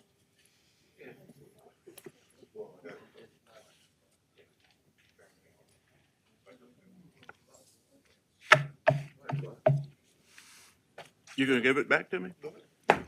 Thank you, Mr. Chairman. I might be, Taylor, I might be oversimplifying this, that, all we have to do as a council is say yes or no, we like the idea of the resilience centers. How much of this after we approve our, resilience centers, and it won't be tonight anyway, goes back, is administrative work, and Curly, Larry, and Mo Jr. here, take over? So I mean that is a good question, and I think the general answer is, yeah, you got to decide, do you want to do this, and then the administrative of what centers get funded. Yeah, I mean that's sort of administrative. Now, I mean you guys have all the say on that. So We yeah, say yes or no, and we then they like- take over, right? When you say they, who are you referring to? Us? Huh? We don't make the decision. No, on what not you. You're not Okay. one of the four. Okay. You're not Curly, Larry, nor Mo. Might be Shemp. No. Yeah, we approve. I'm just trying to get the process in my mind straight. Yeah, as the council, we approve the projects and the funding.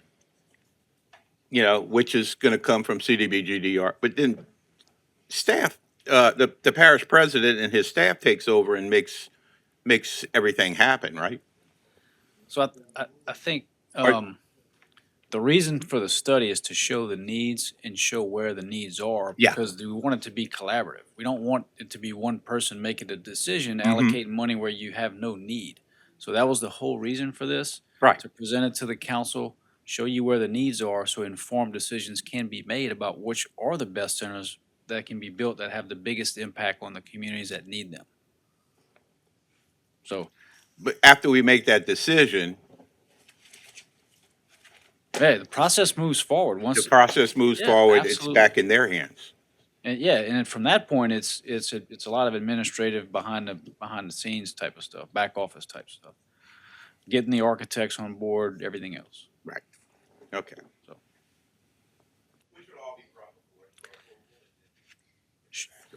Sure, and that would be a very, very collaborative process. Yeah, thank you for indulging me there for a second. Yeah, I spoke out of turn, and Brian was kind enough to let me speak. Thank you. Appreciate it. Yes, and to really kind of follow up in reference to the home rule charter, you know what I mean? I think it was said that Mr. Bergeron makes the decision, but ultimately, you know what I mean, the decision will actually come back to us, and that's just actually under the circumstances of a home rule charter and a 2/3 vote. you know what I mean? Because eventually it has to come back over here. But the projects, and like Mr. Champagne has stated, is the fact that there's 9 different opinions up here. I'm pretty sure that all of us would like to have something in their communities and something to tell their constituents that they're actually representing them. But then I, as a councilman up here, I'm looking at Terrebonne Parish as a whole. Mr. Hamner is a good friend of mine. It's not much in the low to moderate category that would fit the I don't get a dime, y'all. yeah. It's not much in the low to moderate income area that would fit in his particular district. So based upon the report that was given, my suggestion to my colleagues is that myself, I'm going off the report and in reference to what qualifies these projects. And I think we may look for the money that we have actually spent to be well spent and look to have a recommendation from the people that did the report, such as 72% cost of this and cost of that. When we start to expanding beyond what are what should be prioritized, there are oftentimes I've been up here and my vote is only 1 vote or 2 vote, and everything is going the other way. Therefore, to not politicize it, to follow the recommendation of the people that's giving the report. And with that recommendation that they're actually giving, they're giving us a report. I know we've actually talked a long time here, you know what I mean? And Mr. Hamlin did say, you know what I mean, we accept this report and let it go forward. Administration presents it back to us. Mr. Champagne, I think somehow or another, we have to burn the midnight hour, extend our time to make ourselves good stewards. Because we are talking about a lot of money. We talk about how the money is to be spent. And we're learning more about these projects. We can have other monies actually located somewhere else and transfer it over. Which brings me to this question right here, to clarify some things. And whoever can answer it, hope they answer. These projects that was presented tonight, has there ever been any thoughts of where to get money to expand these projects from the original 5, where we can get the other money for it from to expand these? Or is there money from other projects that we spend money on before that's available? Mr. Harding, I can answer that. There is no, we would have to take the unallocated funding and or allocate funding from other projects to go to this, to go beyond that 4.5 million. And the purpose of having, this whole big list is we don't have CDBG DR money, but there may be a grant that comes up in the future, or there may be, a BRIC application or a HMGP application. So this will already have a lot of the background already done for those applications for some possible future grants. So the only way that we have money currently right now to add to the Resilience Center would be to allocate the unallocated funding 1.1? or 1.1 or, from another project that we would make a decision to not move forward with. Okay, and that's, yeah, it's difficult to sit here and try to take my brain to put it out there, not only just for me, myself, and those people out there, because, we got to get this meeting over. We got another item coming up, and I'm pretty sure there's gonna be some conversation about that. And some of the conversation that's in this particular subject, it's gonna matter. It's gonna matter in this next item. Thank you. Candace, I'm gonna make a request that, for the projects, can you send the list of projects? Cause I was looking at my email and it, like, I'm kind of lost in it, looking for it, and the allocated monies per each. I think that would bring us to a better understanding of where we've been and where we're going. Yes, ma'am, that will absolutely and send it out to all of us. I appreciate that. Thank you so much. Yeah, about an hour ago, we said that monies could come from other areas. Operators could go out and look for other grants. We said that an hour ago, okay? Jason, if we build in a pump station, do you get all the revenue from one source normally? Or do you go out to 4 or 5 sources trying to find revenue? Yeah, it could be any number of sources. I mean, and- it's not, this is not rocket science, okay? They build a contingency in, which and I agree with Steve. I've never seen a project to go under, but they always have a tendency to go over. But if they've already taken that into consideration and built in a contingency, they already said an hour ago, and I'll say it again, that you can go out and get more money. It doesn't have to just be from this $117 million of CDBG-DR money. It can be from any other grant that's out there to enhance it. But if a project is going to be $3 million and they can only come up with 2.5, then we cut back and you bill at 2.5 and then you try to find money to complete the next phase of it. That's not, I don't think that's anything that's out of the scope of our normal operations in government. This just happens to be money that's coming into us. We approved, or we were approved for 31 projects that we put. And if we can only fund 25, that means the ones on the end that you can move that money from there. That's not our goal to do that. We want to fund as many as possible.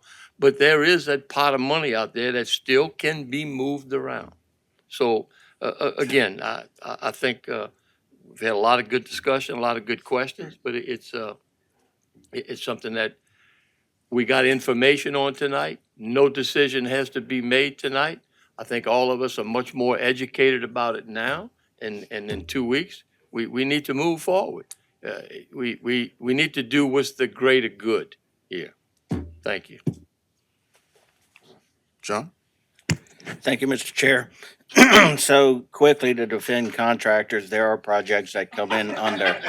I just recently gave money back to another parish that I did a pump station in, so yeah, it does happen. Contractors don't like it to happen because we like to collect every penny. All right, going back to Mr. Chairman asked a question a while ago that I don't think we really got the answer.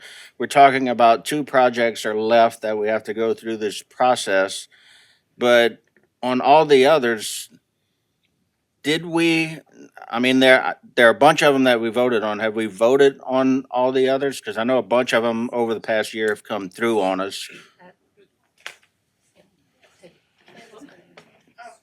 I'm sorry. Come on. Y'all collectively voted on them as a whole collective.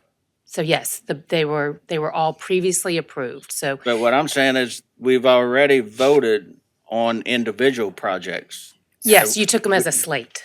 So we did, just to follow up, Susanna, so we did our recovery proposal that had them all listed with the allocated funding, and that was done as resolutions. What's a little bit different about this Resilient Center study is we voted for the study, we have this money, it's now, hey, this is what the consultants have found, this is the feasibility study, and we need to know where we want to go with it. It's not one pump station being built in South Homa Right. or Bay Lafourche, not Bay Lafourche, whatever we're talking about. It's too late, I'm tired. Maybe I am Mo Junior. So that's why this one is a little bit different, because it's Oh. different locations, it's And not that's what I'm just saying, one because I project. can give you an example. We bought the Shamrock Building. Yes, sir. That was listed in here. So Yes, sir. we have voted Yes, sir. on a bunch of them already. It's just because of the extent of this study and that seafood one, I guess, we haven't completed We'll have that that one to y'all process. shortly too. That's why we have 2 left. Yes, sir. Yeah. So it's all about getting the approval, sorry, Susanna, about the approval from the council. And again, are we adding additional funding or are we not? Based on the study that was presented to go into that October 15th. So it's just a little bit different project. All of them have been voted on. We have the ones that have been approved. We've done budget amendments on. We've done any subrecipient agreements that we have ready and prepared. We've come to the council for approval for those signatures, all of those things. You wanted to add? These are the only 2 that have a phase 1 and a phase 2.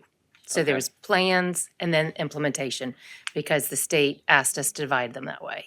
All right. So, Mr. Chair, that's how I heard part of your question. Was that correct? About, didn't we already vote on some Yeah. of them? Yeah. All right. So because I was looking for the same answer. So thank you, Mr. Chair. I'm done. All right. Yes. No further lights, no further discussion. Motion to go to 6:30 public hearings by Mr. Amity, second by Mr. Voisin. Seeing no lights, members vote your machines.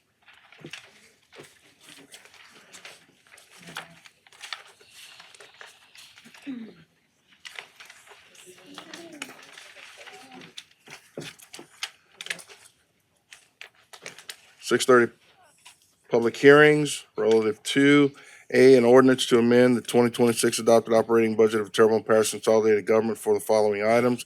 Start cooperation, $74,390. First call public.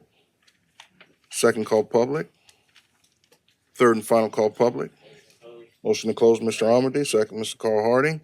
Seeing no lights, members vote your machines. Votes 9-0. Motion to adopt, Mr. Amity, second, Mr. Harding.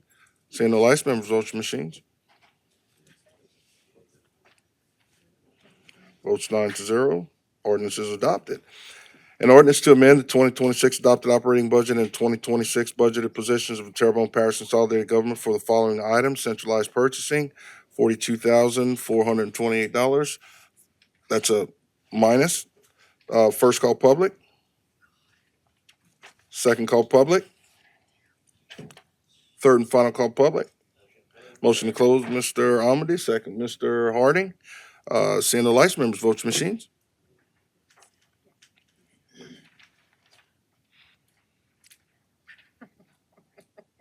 Motion to adopt, and that's a plus $42,428. I'm sorry? Savings. Credit. We're good, right? Motion to adopt, Mr. Amity, second, Mr. Harding. Seeing no lights, members vote your machines. Votes 9-0. Ordinance is adopted. Item C, an ordinance amending the Code of Ordinances to establish a 15-mile-per-hour speed limit zone along the entirety of Berg Drive. First call public. Second call public. Third and final call public. Motion to close, Mr. Trosclair, second, Mr. Voisin. Seeing the lights, members vote your machines. Votes 9-0. Motion to adopt, Mr. Trosclair, second, Mr. Voisin. Seeing no lights, members vote your machines. Votes 9-0. Ordinance is adopted. Motion by Mr. John Amity, go back in regular order. Second by Mr. Harding. Members, please vote your machines. Votes 9-0. Back in regular order. Item C, presentation of I'm sorry. Item D. Yeah, right. Won't do that again for an hour. Do it backwards this time. All right. Item D, discussion and possible action on path forward for FORAM, Finding Our Roots African American Museum. I have a couple speaker cards on that item as well. First one is Mr. Tanner McGee.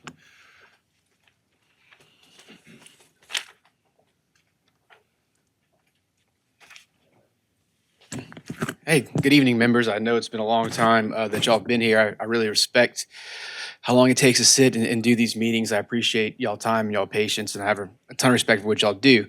But at the same time that I said that, I've been around this stuff a long time, long enough to know when I think the fix is in. It's pretty clear that $4.5 million figure dovetails perfectly with the $4.5 million that was allocated to the Finding Our Roots Museum. So it's pretty clear where that money is going to come from for phase two and the moving around of projects. So I'm just going to address that elephant in the room, that's where that money is coming from, right? And it makes sense, but let's be honest with each other. I came here one time, this is when I was elected and I was in the state. We were moving the Pointe-au-Chien Indian tribe the Ile de Jean Charles tribe from the island to where they now exist in Shreveport, right? And a lot of people had some concerns about that project. And we came here to a meeting just like this, and the room was packed, all kind of people in here, and everybody had an opinion. Some really fancy consultants. And I love Westwood, I love Taylor, but they were just like that. They weren't him. And they promised them, I'll never forget it. A guy said, I shrimp for a living. I'm by my boat. Why should I move here? And the response he got was, we are going to build you, this is what the consultant said, for the money we have allocated, a fishing pond, and we're going to build you a marketplace. And you can go throw your rod and reel, pull out a fish, and you can go sell it at that marketplace right there in Shreveport.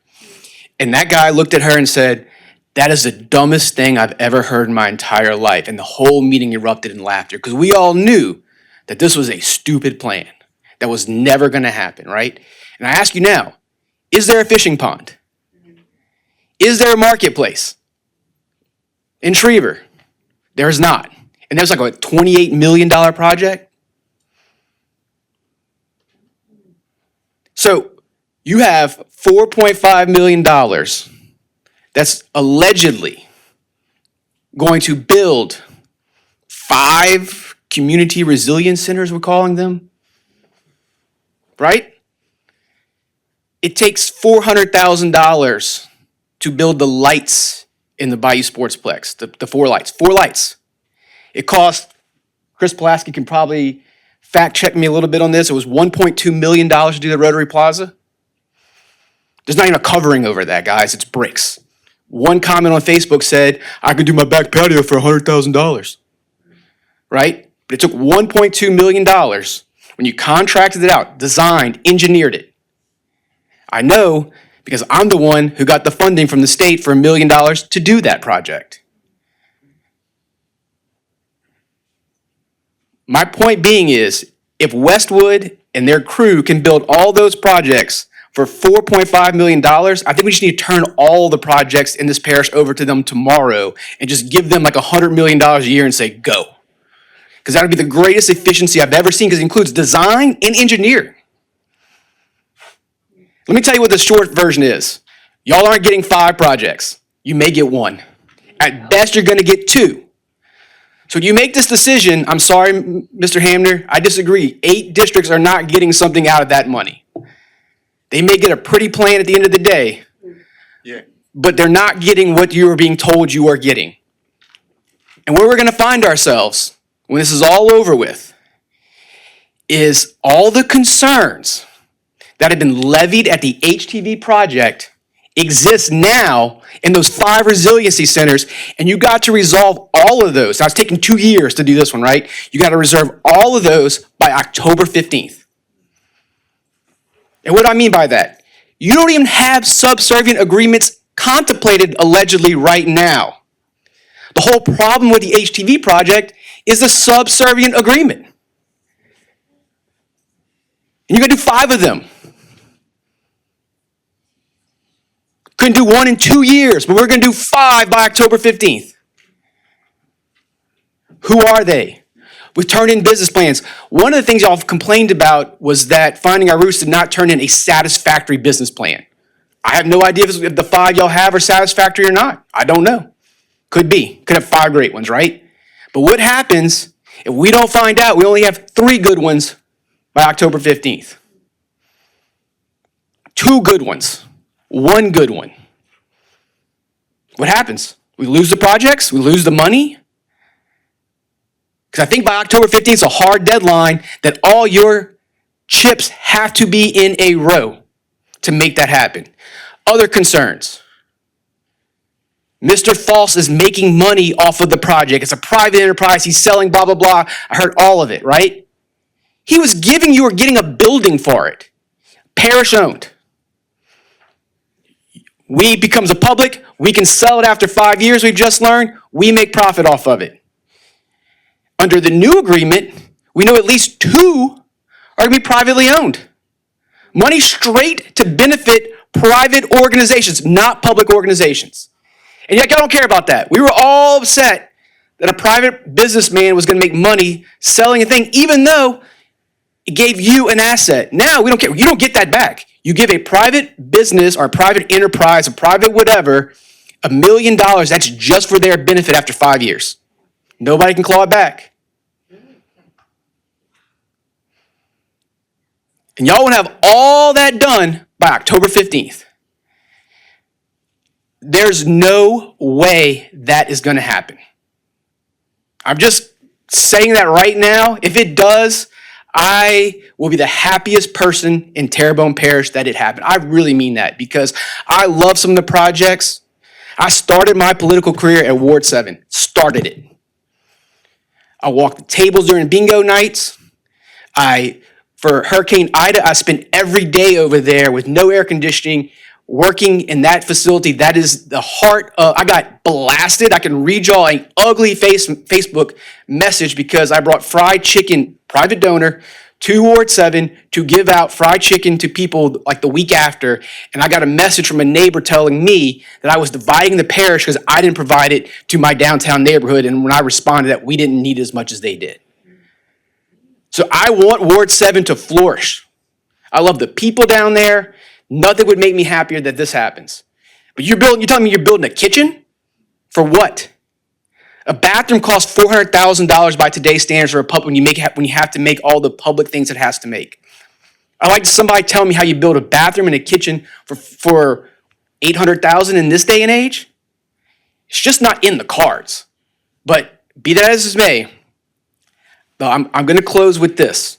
I'm going to pivot a little bit. And what I'm going to close with is something very simple.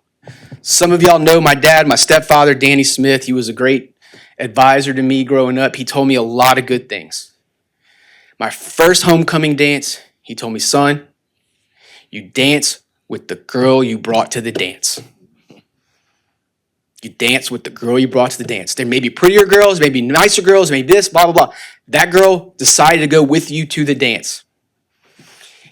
We are here. We have been in a partnership for 2 years. 2 years. All Mr. False has done is work with you. Honestly. Complaints, allegations, all of them proved to be false. There's never been one credible thing. He lowered his price, changed buildings, renovated buildings. He's absorbed the tax dollars that he's had to pay on these buildings. He's turned down other opportunities to try and make this project work. A project that 6 years ago was decided in this process we all laid out as being one of the top projects to do. Through that process. And now, 6 years later, we are drumming up questions that have been answered, questions that have been fixed, only to take the money and move it around to 5 alleged projects and possibly a pump station, which, look, again, if that happens, you're not getting the 5, you're getting a pump station, right? Which that's fine. But you're doing all this blindly. When you've had people who have been part of this process, who have been nothing but fair to you. Let me reverse this question a little bit. What if it was Ward 7? What if it was Ward 7 6 years ago who started this process, and then when y'all started asking questions and somebody on Facebook got upset about something and said that the chicken that they were ordering was not what was off on the orders and blah, blah, blah, and there was corruption, and even though it was all BS, when you dug down to it, 6 years later, they stuck with you. They revamped everything. They changed on a dime. They did everything they could do to be a partner with you to fulfill a mission that was described by the public process 6 years before. Would you be casting them aside at the last minute? I don't think you would. I really don't. I just think, I know where this is going to go. I saw the plans. They're beautiful. I see how it is. I'm not stupid. I know there's been meetings. I've been around this process long enough. I know my words are probably wasted for no one. I do get that. I just think it's a crying shame that we're going to leave the girl at the dance for someone we think is prettier, and we don't even know if she's going to dance with us. We don't know it. And we don't even know if she can dance. We don't. We know nothing. And we have, for the first time in this entire process, a hard deadline of October 15th. And the only thing we have assurances of between now and October 15th is we're going to have conversations. What if those conversations are not fruitful? What if you find out that these business plans stink? What if you find out if one of these private owners of one of these institutions, I don't even know who they are, has some funny money in their books? And I'm not saying they do because I don't know. I'm just saying we're doing all of this in a compacted time frame when we've been doing something else for 2 years. And we risk losing the full 4.5. Because if something doesn't go right, that money's gone. I haven't answered any questions you have. I don't think we could have any at this point because we've answered them ad nauseum. And I would like to clarify that everything that Westwood said today about the process is stuff I've said for 6 meetings ago. About subservient agreements, about how that can be changed. All those things have been discussed.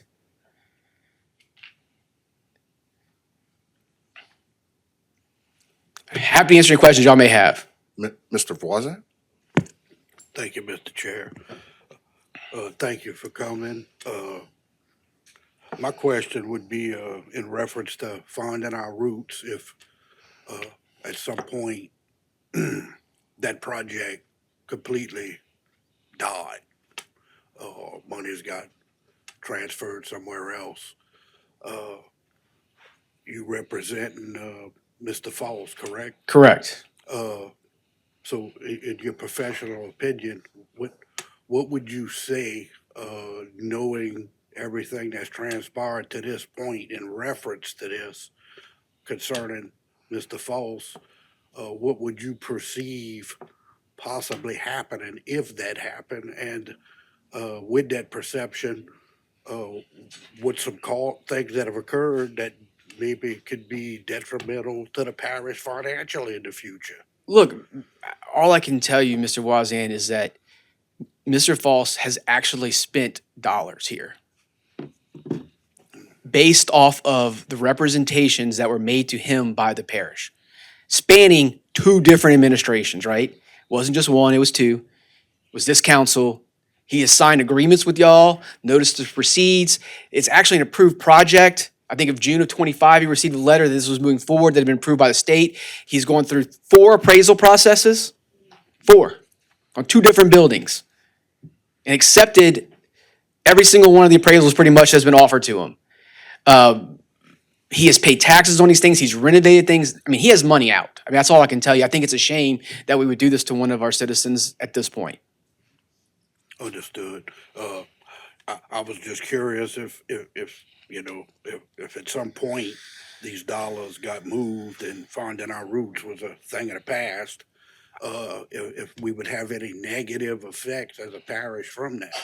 Well, I mean, look, I think we also have negative effect of the parish will never have the opportunity to have a downtown building and it's in the corner of Barrow and Main Street, for one, which I think is a pretty prime location where it's located. I think, you know, man, I hate to be so frank with y'all. One of the projects is a pavilion. That's 4 posts and a roof, right? We have those all over the parish. I'm not saying it's not worthy. I would love for everybody. We have those in parks. We don't have cultural museums, not even meaningful steps. We lost one in Ida. We're trying to bring one back. So that's what we're talking about here. But I mean, look, I guess people can claim they put it in their district, right? I got the 4 posts and the roof in my district. That's great.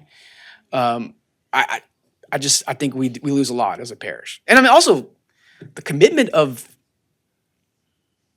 I don't want to say it's like we can get into the details of it, but who wants to do business with the parish if you know that you have a representation, you agree to, you have a meeting of the minds per se, and you know, 3 years down the line, you get I wouldn't want to. I would never go down the process. I couldn't recommend another client to you, Mr. Voisin, to enter into some sort of agreement with the parish after what has transpired for the last 2 years at HTV.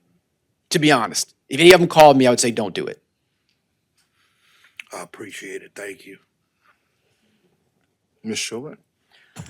Candace, on the application, well, when we're looking at the application, do we have to have the subrecipient agreements in by that time? What's No, ma'am. So we do in all of, and this has been the same way in all of the applications and all of the projects that we have done up to this time. We identify who we plan to work with as a subrecipient in those applications, and once it's approved, we go through the process of getting that subrecipient agreement designed and planned and put together and approved. okay? That's the Yes, ma'am. the question that I had. I just wanted to kind of clarify that we had more time on that part, and I get, having to work through all of this and look at this. But Ms. Chauvin, I would tell you that if you don't get that subservient agreement in the next 6 months, they're taking your money and they're moving to one of these other projects. It's a small pie. So you have $4.5 million and you have 5 projects. That's less than $1 million per project. If you don't get your stuff in order, they're taking your money and they're giving it to Pledger. I'm just making that up. I don't know what the projects are and whose district they're in. Oh, they're But not taking moving. my money to give it to nobody. If your subservient agreement is not there, they'll have no choice to. They're going to have to move forward at some point. Okay. I don't have any projects, so we don't have to worry about fiduciary, mine. yeah. Yeah. Look, it's our responsibility to be good stewards of taxpayer money. I don't see this as free money. I've never seen this as free money. Matter of fact, I've corrected people that keep telling me it's free money. I know the taxes I pay federally on the state part and sales tax. Ain't nothing free. So I take it super serious. This is not just about Ward 7 because I've met with that board and plan to do so again, looking at what's here. I have questions for Jason and him. I have a lot of questions on all of this, but I take this super serious about this. I do not see this as free money, nor Absolutely. have I ever done that. So that I just want to get that clarification. But the And reality I'm is- asking Candace a lot of different questions on here because I've noticed that things have changed, and then I wanted some answers to some things. And Candace can tell you, I just shot her an email with a ton of questions, and she's trying to answer me so that I can make good decisions. This is not, listen to me, I will say it again, it is not about Ward 7, because if you ask that board, I peppered them with a whole bunch of questions for about an hour and a half, and we went over a lot of different things when I learned of things that they were looking at. And I'm sure some of my other colleagues have done some of the same things when they're looking at things in the district. This isn't, for me, a personal thing on that part. I'm looking to do the right thing. Absolutely. So And look, that's for let me answer your questions though. When I say it's free money, it is, because while we do pay a lot of federal taxes, I do the same as well. The likely scenario is, if we're being honest and we're being real with everybody, is those federal tax dollars that are being spent at the Ward 7 are being spent here coming from New York State. Louisiana receives more money from the federal government than it provides to the federal government. That's just a fact. So if we don't use these monies, those tax dollars are going to another state. That's the point. It's so we can be great stewards, but you're not putting it back in my pocket as a taxpayer. I wish you were. If that was an option, that this $4.5 million can go back in my pocket that came from, but it's not. It's going to go to another state. Or it's going to just hang out to eat for somewhere else. And then to your point, I'd only bring up Ward 7 because you asked the questions about it in the first presentation to Westwood about the kitchen and whether those monies would be available for that design build out. So, and also I bring it up because I think Ward 7 is extremely deserving of being a resiliency center. And I think it's a worthy project, and I would love nothing more than us to find a way to fund that appropriately. But there's a political reality here and there's an economic reality here that $4.5 million does not go that far. And I don't need a cost economist from Westwood to tell me otherwise. I've been around the block long enough to know that I got $2 million for the Bayou Sportsplex to build fields, and we got 4 lights and grass. I mean, the concession stand over there is probably $2 million or more to build, and there's nothing to it at all, really. I'm just saying we have to come to terms with the reality situation is that of this $4.5 million, maybe 2 of y'all projects that y'all have seen will be actually funded. And I think that's a fair statement. I don't think that's any sort of BS. I think that's just reality. You good, Mr. Chauvin? Mr. Harding? I think everyone has recognized the elephant in the room, but then I'm here to tell you there's a pink hippopotamus. And the thing is, the question would be, because I'm on record talking about low to moderate income, even in the last administration. I'm on record for speaking on behalf of the two minority districts, District 1 and District 2, which has the largest percentage in the concentration of low to moderate income people. I support the people that's on the coast. I do not agree with anyone in Terrebonne Parish, number one, that will promote anything that's unfair. This particular project, there's some pluses and minuses to it in every aspect. We voted upon this and we voted to move on under the assumption that the first location was not suitable. And it was supposedly an agreement upon the second location, which that second location has a particular address in that July 31st deadline. So it brings me to a point when I was thinking and hearing about the resiliency centers. Money was talked about before that July 31st deadline. So these projects, I'm under the assumption as a councilman going to these little podcasts or whatever you want to call them, I'm going there. I'm thinking that there's other money other than finding our roots.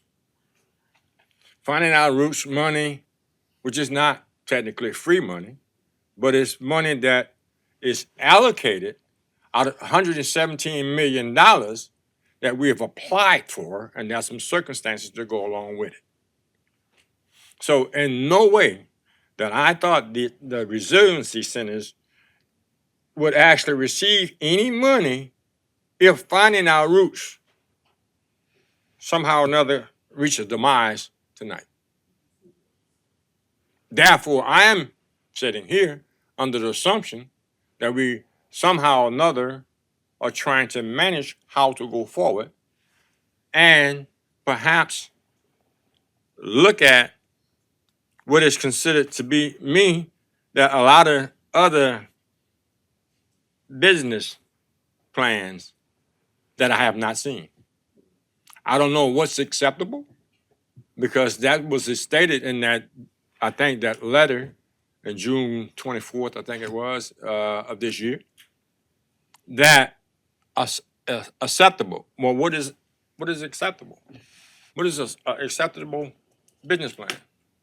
Why is it that it has to be a deadline to it when the understanding is we haven't went through the full process? And needless to say, and I'm being very honest about that, when I tried to talk to finding our roots, I reached a dead end. I'm supporting finding our roots, but I can agree on certain circumstances that finding our roots is in the position, whereas I wouldn't want no one to use my name to go get $4.5 million and I get the short end of the stick. That's the position of Finding Our Roots Museum. That's the position is here. And then when the 70, I think, whatever that second location is, the 2.5, whether we were supposed to make an agreement with that 2.5, have an understanding of the 2.5, when those 4 or 5 things that Finding Our Roots was supposed to have was not, I don't even know exactly whether it sufficed. So to say all of that to say this, I don't think the Resiliency Center and the amount of money that is actually to be used, whether they build one resiliency center or two. That money is separate from Finding Our Roots Museum. Now, somehow or another, that $4.5 million end up being used for resiliency centers. That's the pink hippo, if that is to be proven down the line. But as it stands right now, it says discussion and possible action on path forward with, not against, with Finding Our Roots Museum. Now, I say this, and I may say something later on. If there is an opportunity going forward with Finding Our Roots Museum, and this is something I actually have within my own heart, because there are some questions and hearsays, and no one wants to come all the way to the mic, and they say a lot of things under their breath, and they mumble jumble about a lot of things. If you wanted to be silent and speak of perhaps someone having an advisory board, my recommendation is someone I know, because I heard that it was going to be a motion tonight. It's going to be a motion, trust me. But I recommend, because it's Finding Our Roots Museum, that would have a representative from District 1, a representative from District 2, a representative from the NAACP, a representative from the Chamber of Commerce, and a representative appointed by the parish president of Terrebonne Parish to serve as the advisory board going forward. Now, that's if that pink hippo don't get to the other side. And you want to work with Finding Our Roots Museum. Because it seems to be a certain thing about it, because I think someone said tonight is that we're not sure that everyone else that got money, they're going to be solid. We're not sure if that private industry don't have no funny money. Did you say funny money or something like that you said, Mr. McGee? So we don't know how solid that they are. So we're going to make a decision out whether we're going to work with someone or we're going to work against someone. Whether this project originally is going to be something that represents Terrebonne Parish and its culture, because I know I've actually been over on Park over there to Wildlife Museum, and we can do a little bit better with the Wildlife Museum over there, and we're losing money there too. We just covered something that we were in the Civic Center and Monday, and we're going to actually approve the audit where we're losing money in other areas too. So we're going to address everything across the board. Thank you. Thank you, Mr. Harding. Ms. Candace, you wanted to say something? I do. I'm going to give you a light before those guys. Thank you. I appreciate that. I just want to clear one thing up that I think is being a little thrown around that's not accurate. We have two separate $4.5 million projects. We have $4.5 million that has already been allocated to the Resilience Center. And then we do have the $4.5 million from Finding Our Roots African American Museum. So there are two. So just want to make sure that is definitely cleared up. Thank you, Ms. Candace. Mr. Hamner? That was going to be one of my questions. But, boy, and I don't want to spar with you, Tanner. Do you have, You, wait, you, to be clear you are though, certainly smarter than me. is But, the 4.5 in phase 2 already allocated? Yes. Okay. all right. But you're speaking eloquently tonight, convincingly tonight, for Finding Our Roots Museum. Right? No, to be clear, I Yeah, don't represent. I want that clear. I You don't don't represent. I do not represent Finding Our Roots. I've said that multiple times. I've talked to Miss Scobie maybe 3 times in my life, Right. and she's a very pleasant lady every time I've spoken to her. But I know nothing about any of the details of what their subservient proposal is. I solely represent Mr. False and HTB, to be honest. And, To be and clear. his dealings, clear this up for him, because a lot of people ask me in my district, because they know you, they know Martin, and you actually represent Martin False, Marfo. Marfa, correct? Yes. Marfo. And you're here pleading for the sale of the building that Marfo owns to finding our roots. No, to Or- you, to the parish. Well- They're a subservient agreement, just like y'all, like But- all but- these other ones we but- talked about. But that's for finding our roots. For finding our roots, but just like y'all have discussed on ad nauseum, the subservient agreements aren't even due on October 15th. That could Yeah. change tomorrow if you found another cultural museum that fit the same project scope. You could change out that subservient agreement. I'm not suggesting you do that. Be very clear. I'm just saying people are wanting it both ways right now. They want to say that the October 15th deadline is unimportant and that the subservient agreement stuff doesn't really matter a whole lot because we can change all that. You can move it all around. And then for some reason, when we start talking about finding our roots, it's like, no, we're locked in on this one, right? It's the same rules are applying across the board from them. Now, they were part of the application process. And so that money came to them through the application process. Now, but that doesn't mean there's no rule that ties it to stay with it. So I would hope that y'all would, to be honest with you, because I don't know who can provide the service of what that thing does, but I'm not an expert in that field. I don't know what is out there. And it seems like they've done it before and they have a history of doing it. And I didn't hear any complaints about the museum and how it was run until the sale on Main Street happened, to be honest. Okay. You so good at it. You made me forget my questions. He's a pink elephant, is what he is. It's gonna come to me. Just give me a second. It's gonna come to me. All right. Here's my thing. Beginning October 27th, 2024, I fought tooth and nail for Margie Scobie to get a museum. You know that, right? Mr. Martin in the back? You know that. You know that, right, Taylor Gravois? You know that, Jason? It came down to bottom line. It's ready to get to her. She ghosted me. She literally ghosted me. She didn't show up at the meeting where we were going to give her, finalize the deal. Where is she tonight begging for, not begging, that's the wrong word.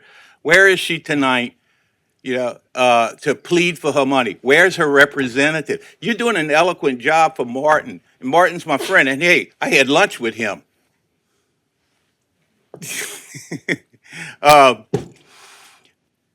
But it's not going to affect my vote tonight because she's dropped out of sight. So, Mr. Hamner, you're just telling me that to me because I will. So you're telling me you're more comfortable killing this deal, knowing who the subservient agreement is, but you're very comfortable at the same time moving forward with unknown subservient agreements by October 15th. Yes, point blank. What if you get 5 Margie Scobies? Well, I think, yeah. What are you going to do on November 12th if you have 5 Margie Scobies? Yeah, I don't. Again, you're smarter than me, and I'm not going to debate with you because But the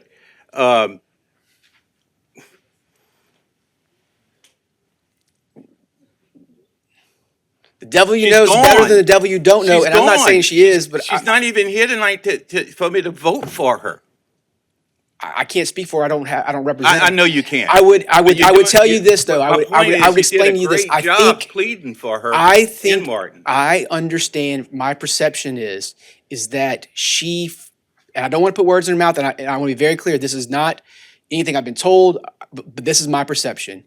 Her perspective is different than the one that's being created for her here. Her perspective is she has not been supported in this process, and I think she feels like the decisions have already been made, and it's not worth the time. And that whatever, I don't want to say she's going to sue or anything like that. I think she is anticipating some sort of legal action at this point. I would assume. That's just based off of my assumptions. That's based on no facts. Maybe right. But yeah, that's my biggest thing. Yeah, her biggest supporter, next to a few others, no, an equal supporter, I should say, because there were many supporters up here of her. But she's gone, and I'm right here. I'm right here, and she's gone, and no explanation whatsoever. That's a gamble for me. I think Yeah, and I'm just 5 trying to unknown explain- subservient is just as big of a gamble. Yeah, but at I'll the end of the take day. the 5-1. Yeah, uh, it's it's a difficult situation, and yeah. Anyway, Let me ask you a question, Mr. Mr. Hammer. You can ask me anything you want. No, I think Tanner. you brought something. I think this is one of 28 projects that were initially approved. The other 27 projects, did any of those have subservient agreements? Were they held to the same standards you're now holding, Ms. Scobie? Were they required to be at all the meetings that their project was discussed? Do you have attendance records? Are you going back and reviewing all of them? Were all 5 of them here tonight that might get the reward? Did you ask any questions of those 5?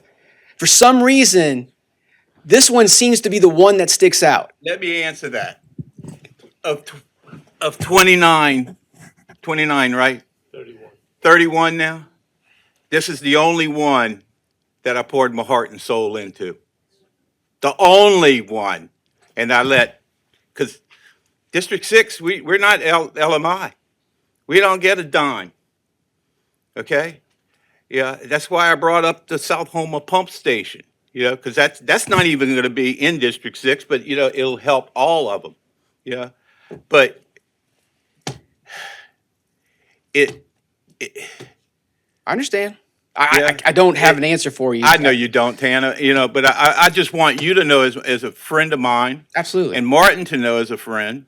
And the Colin over there, who's I'm sure going to write a article about it, that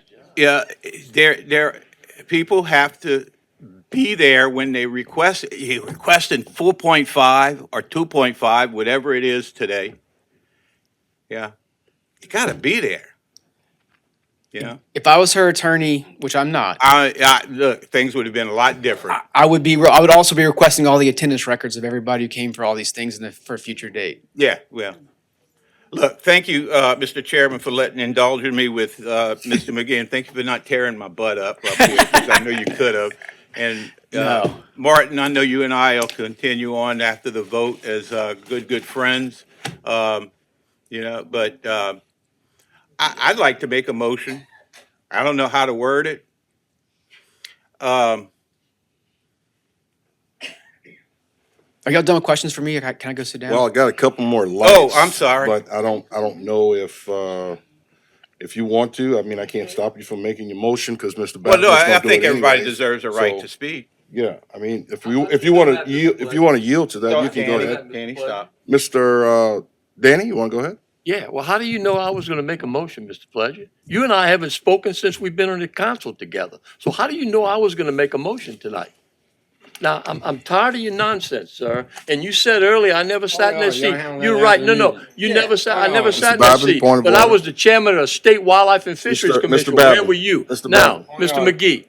Mr. McGee, I just want to clear I up. love both of y'all. Yeah, no, I want to clear up a few things. Candace cleared it up very eloquently just a minute ago. There's 2 $4.5 million pots of money, okay?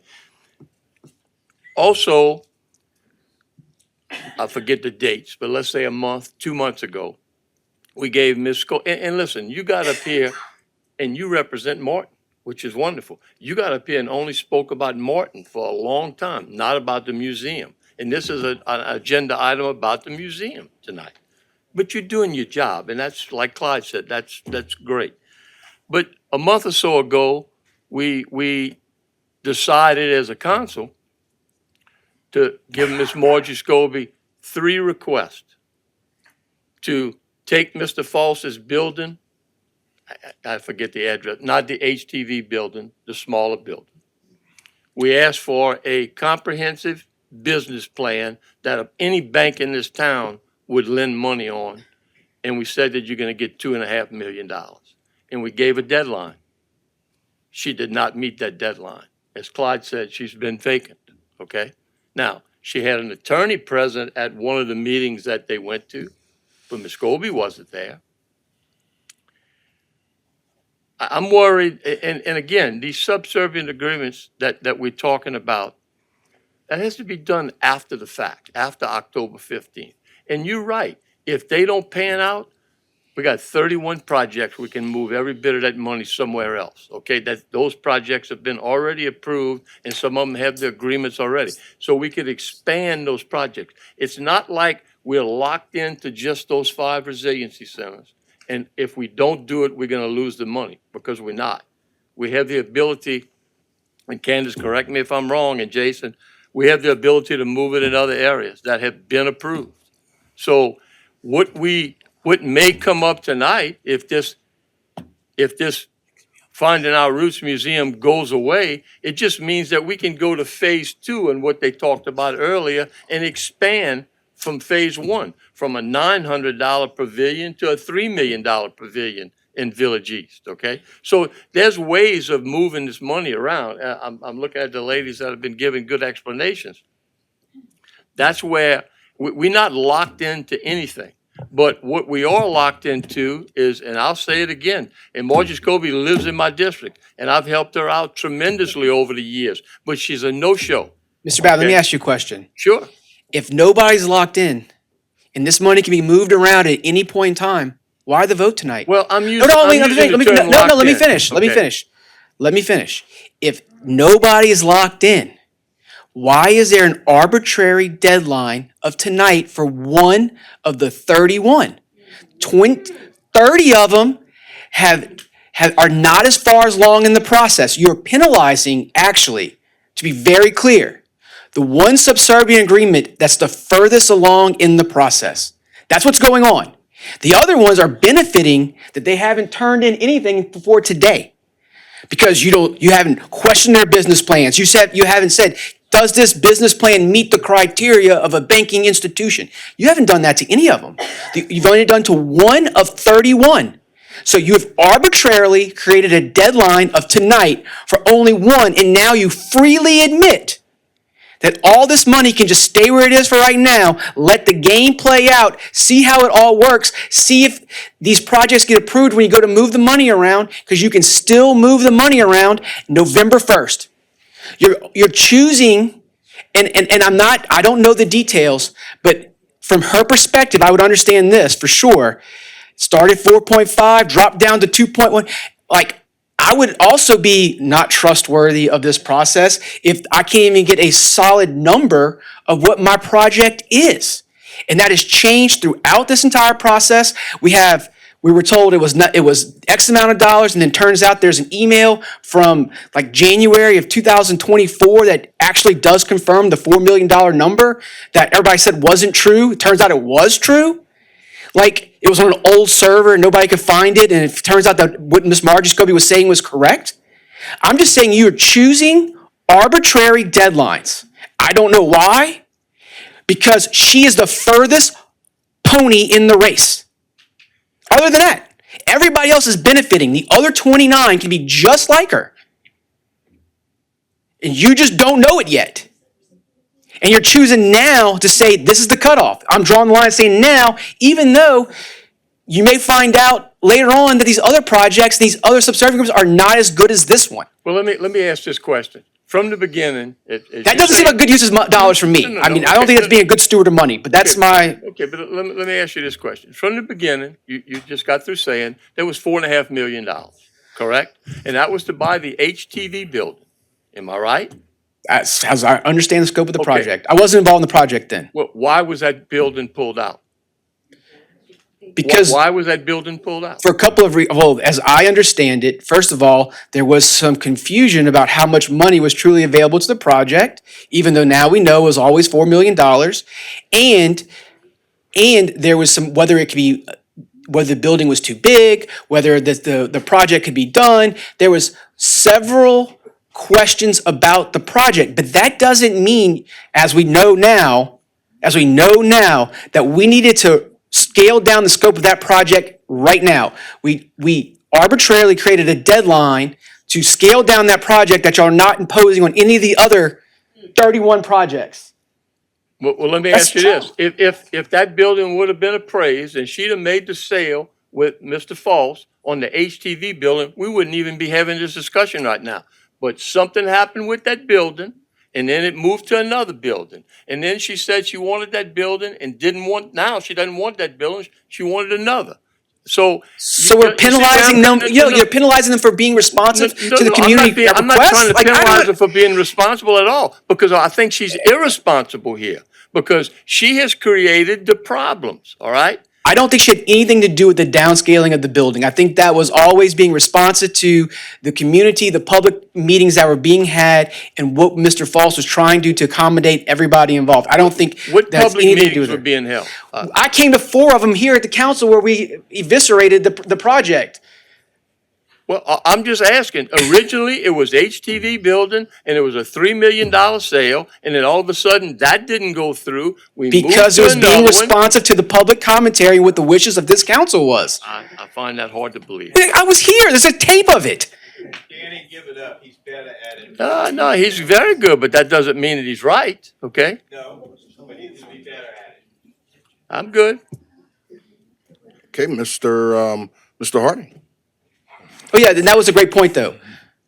Mr. Foss reminded me of something. One of the reasons why I moved from the bigger building to the little building is because we somehow told her that the kitchen was not going to be able to be used by her.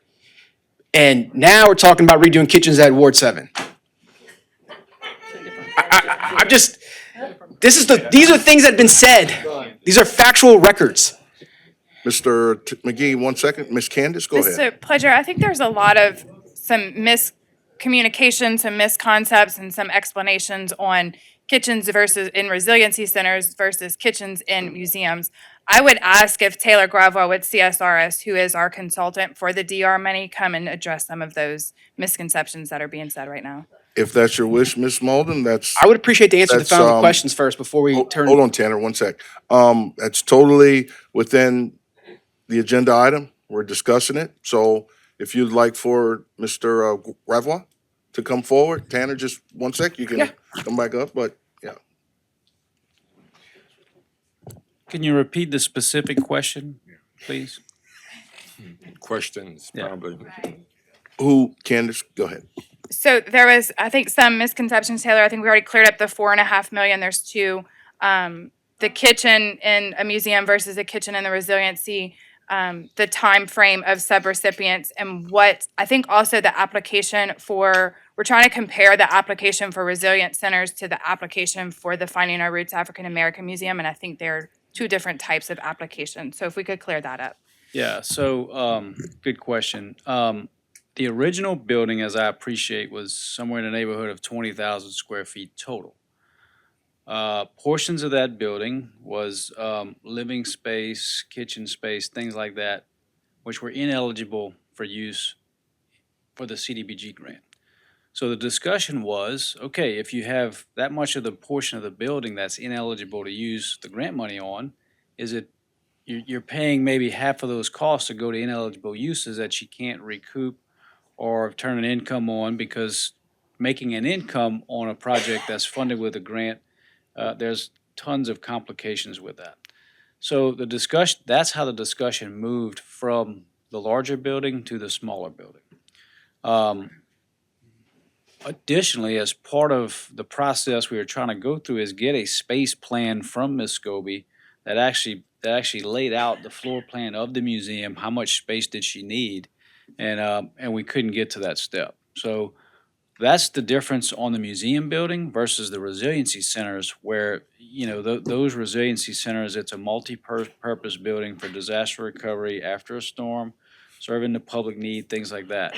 Whereas in the museum, that would have been generating a profit in some cases. So that's kind of the difference. Now, I will tell you, and to Tanner's point, when you get to the point with these private operators on these resiliency centers, there is a possibility you will run into the exact same problem. And you're gonna come back here and say, hey, you know what, that resiliency center at Dumas that operator wants to do, he don't have a good business plan, it's not gonna work. So you're gonna have some other decisions to make there, because those problems that we're having with this business plan and making sure these things are sustainable for 5 years, it's gonna apply to the operators, the other nonprofit operators of the resiliency centers as well. So it's not any restriction that we're trying to put only on Ms. Scobie. That is a program restriction and requirement. So we're gonna get to that point, and I think it was said, you don't know who those are, you haven't kind of vetted them yet, and that is true.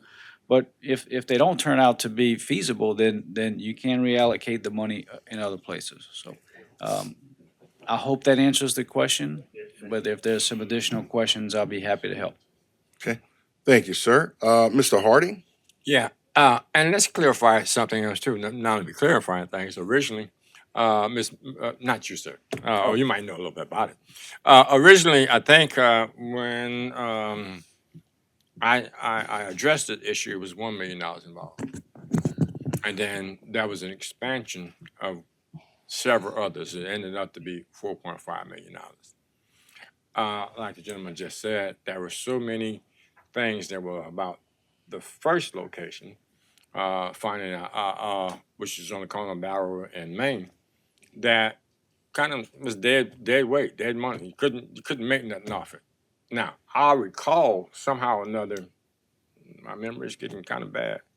I think an agreement for the second location had a motion in reference to that, to 2.5, only on what I thought the council was feeling at the moment. I think that's where Clyde still was on board. That's right.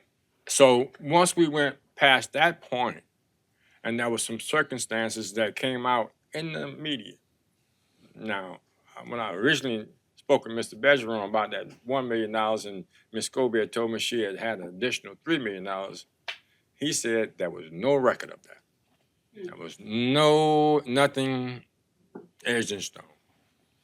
But somehow or another, OCD has accepted the application for $4.5 million Absolutely. for Finding Our Roots Museum. June of 25, you have a letter saying they've been awarded the project Okay. from Now, OCD. I'm a firm believer. And I think this is why, Mr. Hamner, Ms. Margie Scobie haven't said too much to me either. I'm supporting the $2.5 million location for Finding Our Roots Museum. I'm supporting that because in all honesty, I can't see all that dead work we're gonna be spending on the first building. Whether someone was alluding to the actual cost of the first location and whether that was a true cost, that $3 million would have been too much. It might have came way lower than $3 million.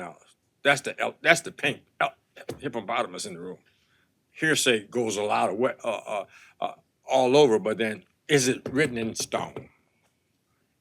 And what we're trying to find out is the fact that whether Ms. Scobie is going to actually accept the $2.5 million. I believe that's where we are right And now. I think it's a fair question, Mr. Harding, completely fair question.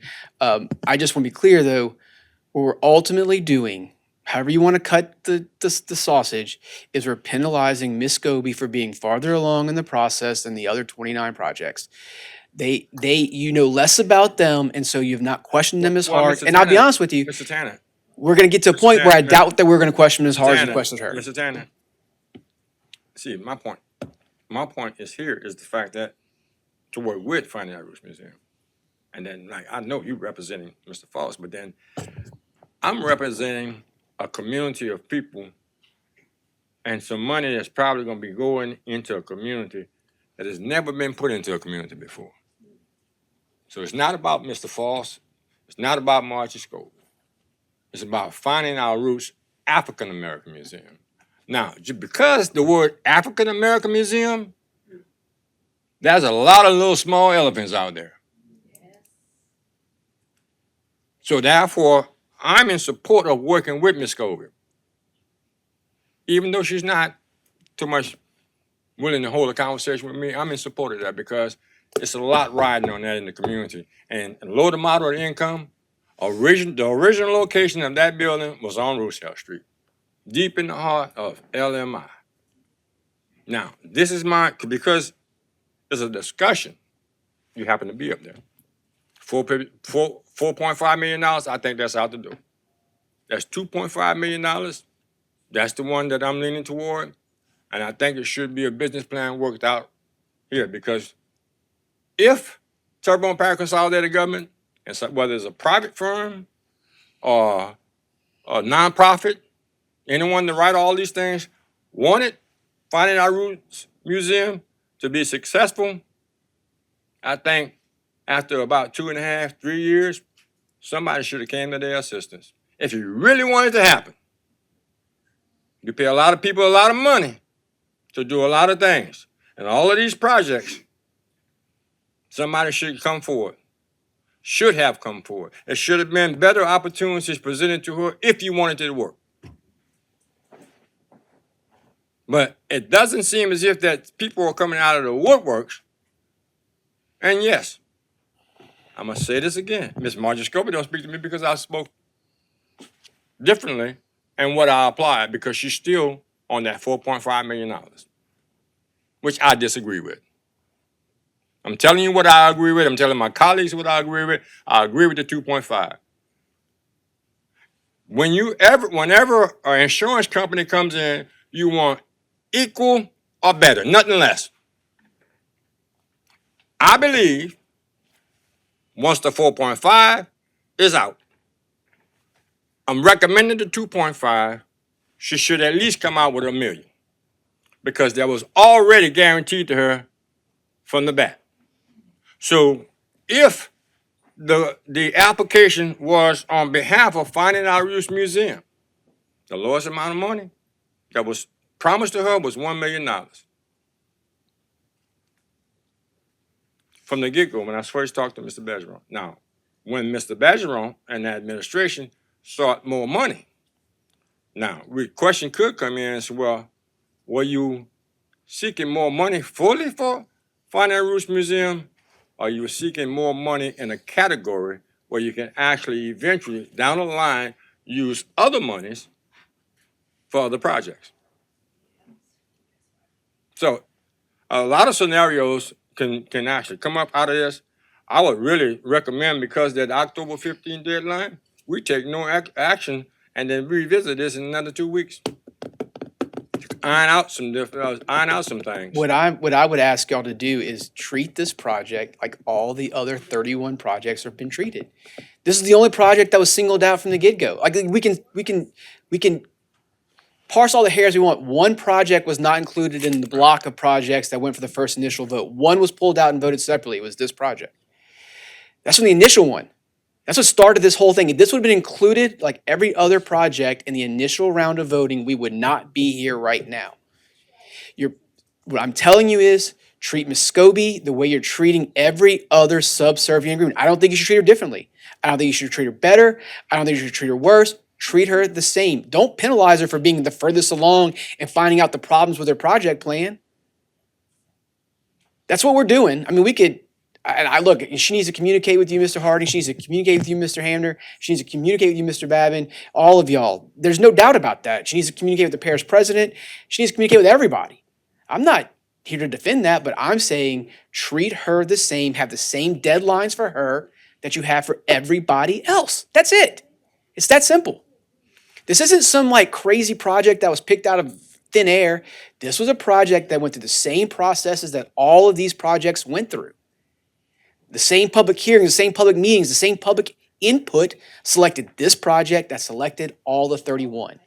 The only time it got treated differently, and I hate to say this because I like all of y'all so much, and I know y'all all are well-intentioned, is when it came to this council.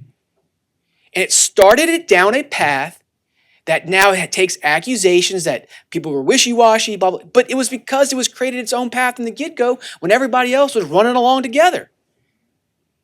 Not being questioned like that one was being questioned. That's just the facts. It's a record. There's a record of what was put on the initial vote. I'm not saying anything that's not true. One project was not with all the other projects. One project has been scrutinized about whether it fits the criteria. One project has been amended and changed through the course of this process at the will of this council, and the others haven't. One of them submitted a business plan. I'm not saying it was a great one. I heard it was not 4 months ago. The rest of them submitted one, I think, tonight. One of them's known. The rest of them are unknown. Like, it's crazy to me that All of this has happened through the course of this, and I freely admit that I don't think Ms. Scobie did everything right. I get that. I'm not disagreeing with any of that. What I'm saying is, but one had this level of scrutiny to it, and the rest didn't. If we would have held the microscope up to another one, it may have had the same fate. Maybe their director would have failed the way that Ms. Scobie failed. What I'm saying is there's no deadline for today from the federal or state government that's requiring you to make this decision. This is a decision strictly of your own making. And I think really driven by Facebook, but that's neither here nor there. Mr. Trostclair. Thank you, Mr. Chair. Yeah, Mr. Babin, you made a comment earlier that the sale of this building has nothing to do with the agenda item. I beg to disagree with you. That building is part of the project. The sale of this building, Mr. Martin Falls has signed documents and committed this building for this project, so it's definitely part of this agenda item. And just for the record, this project started with past President Dove's administration. He committed $1 million in phase one to the project, with a commitment for $2 million to follow in phase two. When the proposed jail didn't make the cut in the project list, that freed up some of the CDBG-DR money. President Bergeron added an additional $1.5 million for the project. That's how it came to be $4.5 million. And that's the chronological order of this whole project, okay, spanning two administrations. Now, where we at now, it's done a lot of flip-flopping back and forth, one building, another building. She can't use the requirements of the DR money, as she couldn't profit from the living quarters. And I mean, I take them at their word. I didn't read it. You know, I don't know how they determine that. But either way, this sale of this building is definitely part of this project. And Martin Falls and his company has bent over backwards over and over and over to make this work for the parish and the museum. And at the end of the day, if we don't move on this and if we move on this and strike it and kill it, he's the only guy that loses. Mm-hmm. He's the only business, the only person in Terrebonne Parish that loses. And personally, it's not fair. I don't think it's fair to him that he has to lose because we can't get our act together up here. All right? And that's the bottom line. But that is the way this project has started, and that's where we at today. Thank you. Thank you, Mr. Trostclair. Mr. Hamner? Oh, it's, a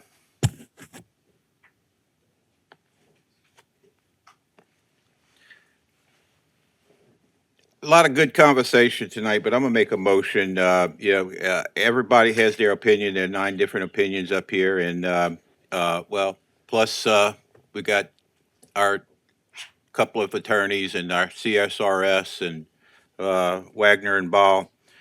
I'm going to make a motion to have administration cancel the application for Finding Our Roots African American Museum and bring the recommendations to the council with the consultants' advice, the CSRS and Wagner and Ball. I'd like to have y'all here when they do make some recommendations, because your advice is very valuable to me in this council. And, but to reallocate that, whatever the amount of money is, 1 million, 2.5 million, or 4.5, I think tonight we're talking about the 4.5, to other projects that Terrebonne Parish, the citizens of Terrebonne Parish, all the citizens of Terrebonne Parish need and will benefit by. That's my motion. I have a motion on the floor by Mr. Clyde Hamner to cancel the funding for the Finding Our Roots African American Museum. We have a second by Mr. Danny Babin. Mr. Carl Harding. I just want to be on record, say I disagree with that particular motion because we haven't done our due diligence to actually work across the board and to understand the significant impact, the negativity, not just for Terrebonne Parish, but my constituents and a lot of other people that supported Finding Our Roots Museum. Thank you. Thank you, Mr. Harding. Mr. Voisin. Thank you, Mr. Chair. I think we're not really looking at this thing as a whole at this point in reference to possible financial repercussions for the parish for taking this action tonight. I agree with most everything Mr. McGee said in reference to how this has been handled. If the way it's been handled, I don't see nobody really disagreeing with any of that. That definitely puts the parish in a vicarious situation if we do this for the future. I don't think anybody here could say, oh, no, there'll be no financial repercussions to the parish for doing this if we make this action tonight. And I don't understand why we would even be doing it based on everything that was said tonight. If I understood correctly, I do want a clarification on one thing. The use of the kitchen, breakfast, is that a OCD requirement that they couldn't do it?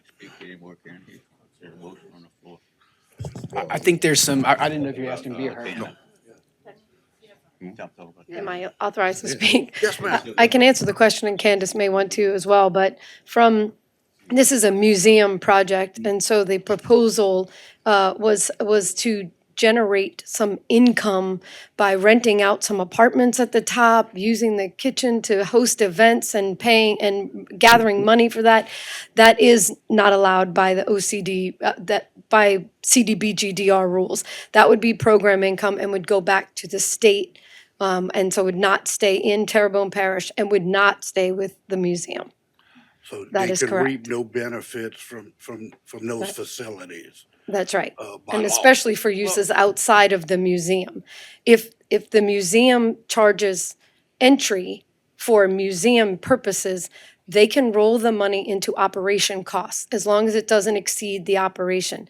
But if you're trying to make income off of something outside of the purpose of the project, like renting out space and using your kitchen to fund meals for somebody else and you're paying it, all of that is outside the purpose of this project. This project was a museum project. And even if those things were directly related to the African-American community, it would still not be allowed, because that couldn't be considered part of a That's not the museum? application. I'm just asking. That is correct. And it still would be considered program income. Program income is a kind of a weird term of art, but it's a term of art by CDBG. That means you're making money off of federal funds.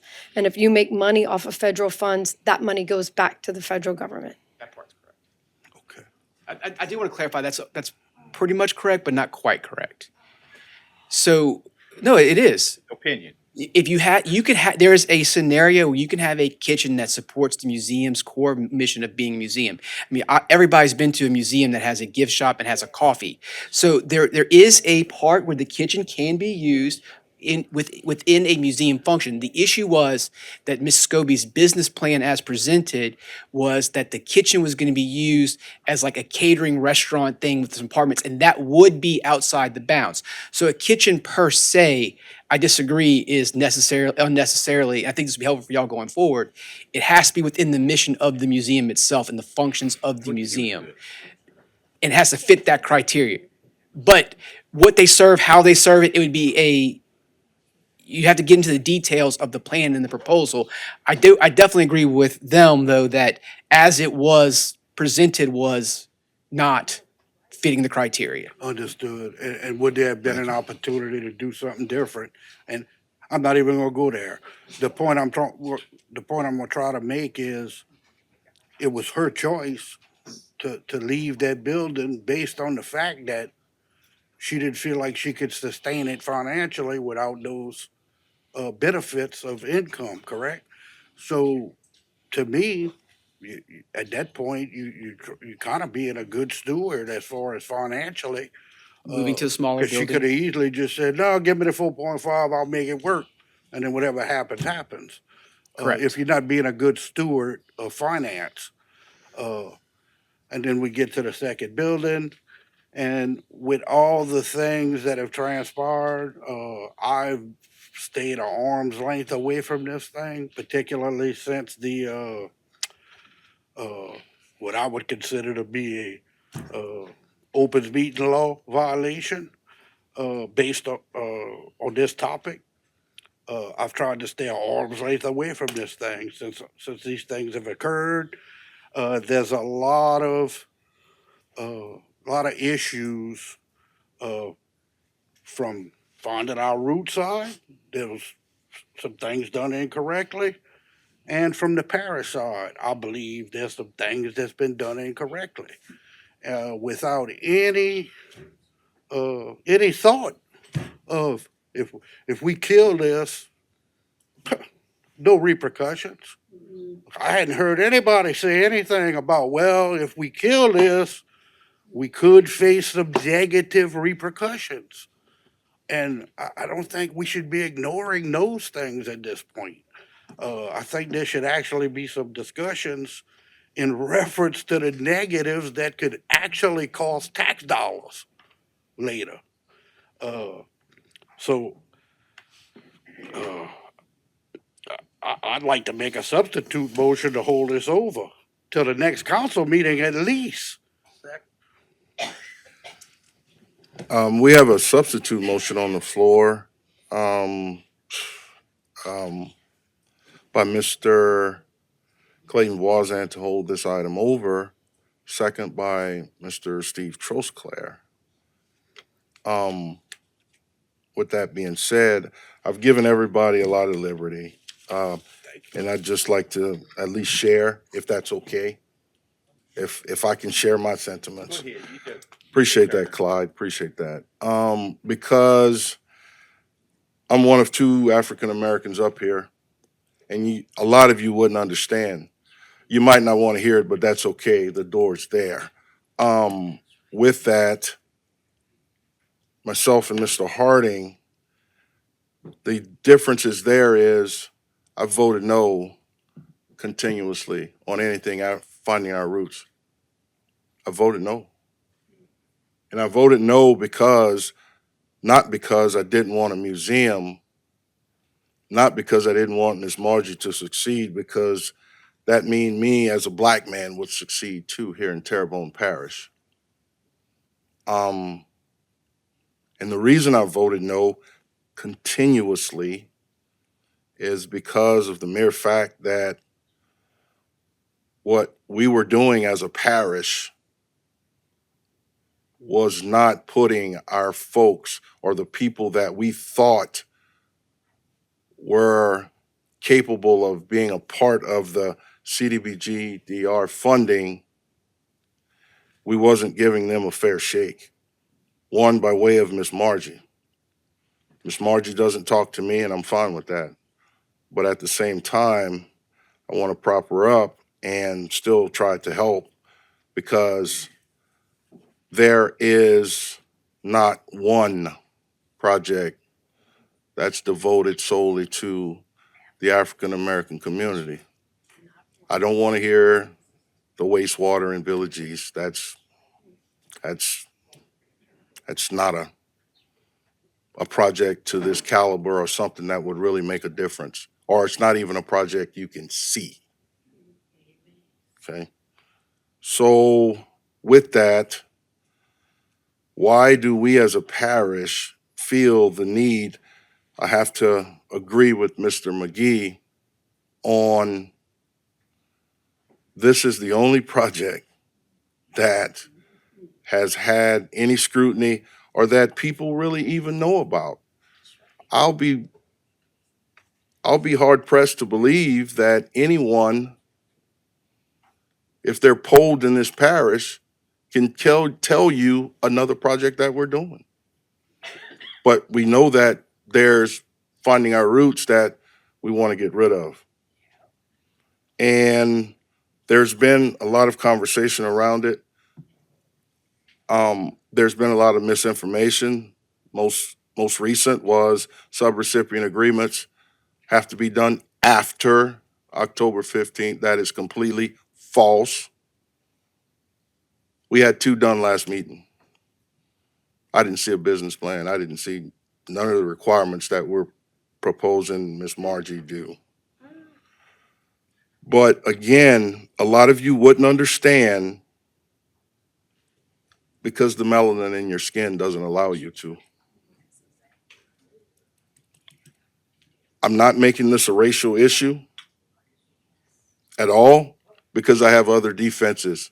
I'm educated, militant. Not only that, I live with compassion for everybody. And if this is triggering you in any way, and I've shared this before, you should ask yourself why. But the Finding Our Roots African American Museum has not been given the same opportunity as these other projects, and there's 30 plus. I don't feel that way. That's why my record states that. I voted no. Just like now, let's bulldog our way through it, and now we have to make that decision.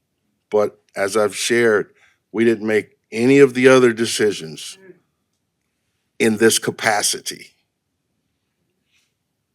It's given to us. Mr. Hamner alluded to it. Exactly what I shared earlier, Mr. Hamner said. He made the motion to take the funds back from Finding Our Roots. And he also mentioned in his motion to ask administration to give us a plan forward. Again, proves my point of, are we really making the decision? Mr. Champagne shared, give us all the information, let us make the decision. As Mr. McGee said, we know where the cards are on the table and we know what's gonna happen. Let's be honest. If this fails tonight, administration, they're gonna make the rules, and the same people that vote tonight to kill it will be the same people that vote to do whatever they say. And if it's any different, Mr. Hamner, Mr. McGee, I'll plagiarize. I'll be the happiest person in Terrebonne Parish if it's different than what I'm telling you. Because I guarantee you it's going to be just what I'm telling you. That's what's going to happen. As Mr. Hamner shared, Colin, your story will be good now. That being said, thank you. Substitute motion on the floor by Mr. Clayton Voisin, second by Mr. Clayton Voisin to hold this over. Second by Mr. Steve Trosclair. Members, no further lights, no further discussions. Vote your machines.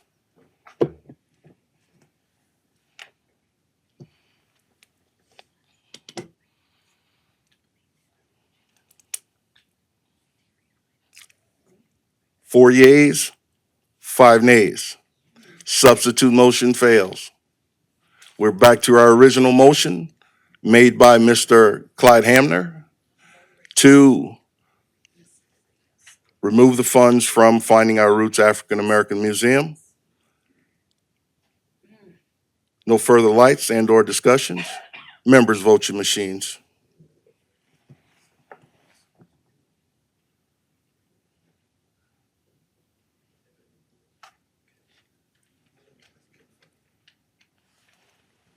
The vote's 5 yeas, 1 nay. Motion passes.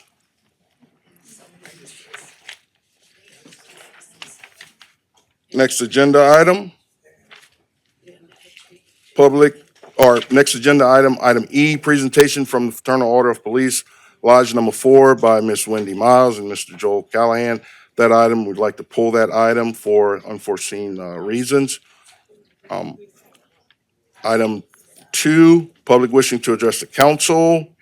In accordance with Section 2-07E of the Terrebonne Parish Home Rule Charter, the public will be heard and can speak for 3 minutes on any matter related to parish government without discussion or questions and answers on non-agenda items. Item A, Ms.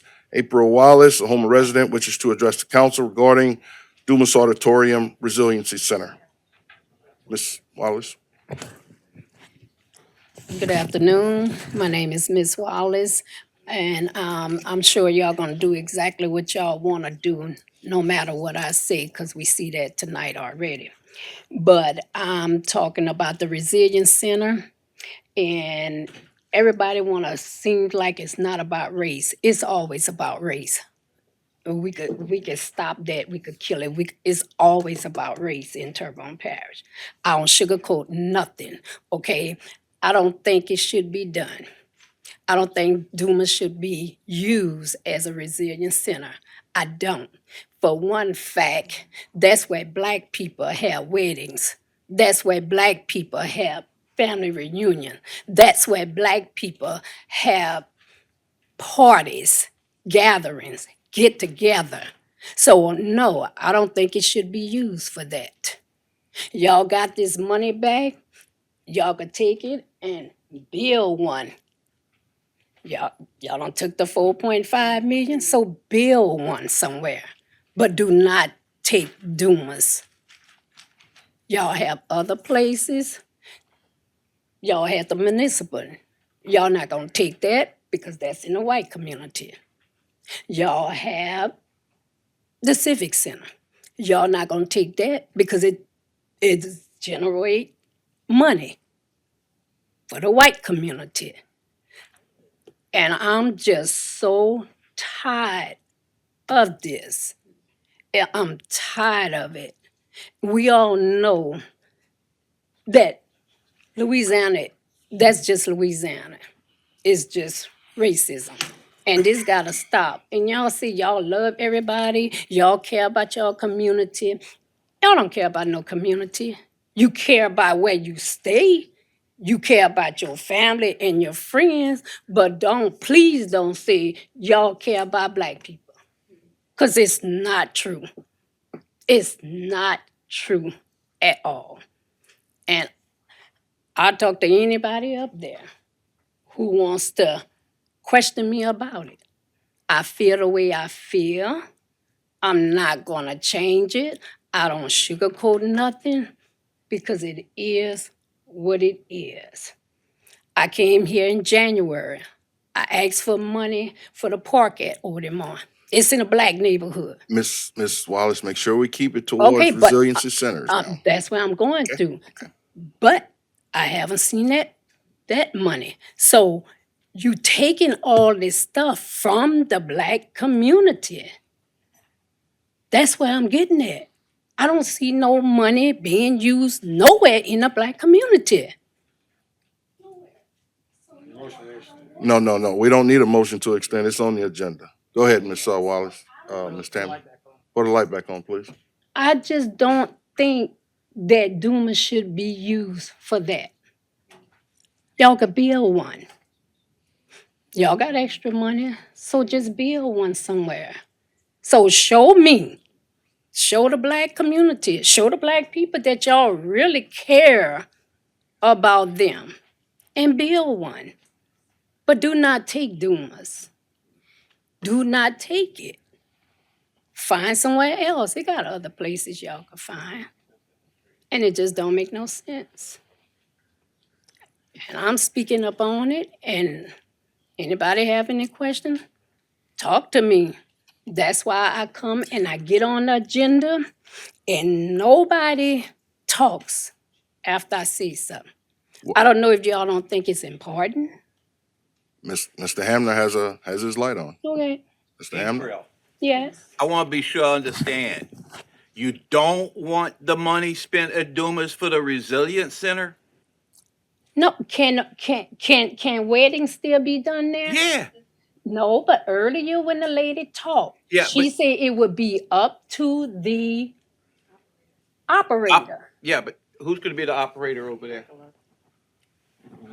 No. Let's make sure that we're clear. We got our consultants here now. We That's can't right. use I wanna- federal funds we're That's just what gonna they give it just to the said, folks. I mean, if, I'm not sure. If I want somebody to be wants to sure clear I'm on that the up, same page as April, because that's my friend right there. how do we Yeah, clear I that wanna- up? That's what I want to know. Are we still gonna be able to enjoy the things that we was using it for? If not, no, I don't want it. Mr. Hart? Well, actually, from my understanding, and like Mr. Pleasure is saying, number one, that is not complete.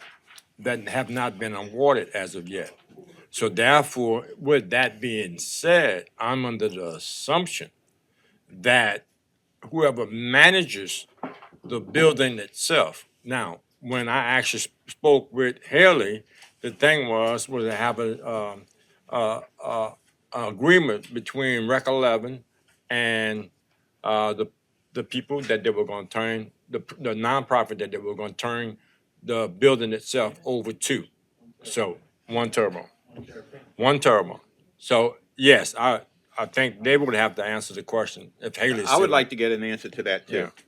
Yeah. Well, I mean, to me, I'm just, if we're using federal funds, even if we turn it over, if Margie couldn't do it, then That's right. I just need That's how somebody to I answer the feel. question. That's what I want to know too. Go ahead, Kevin. Because the application was, one was for a museum, the other is for resiliency center. So in other words, different. they can generate funds for that. We got a bunch of experts sitting down in that front row. No. So just to clarify, Wagner and Ball put together the plan. I think there are still lots of questions about operations and maintenance that we haven't gotten there yet. Subrecipient agreements have not been drafted. We, CSRS, have not had any engagement with any of the nonprofits.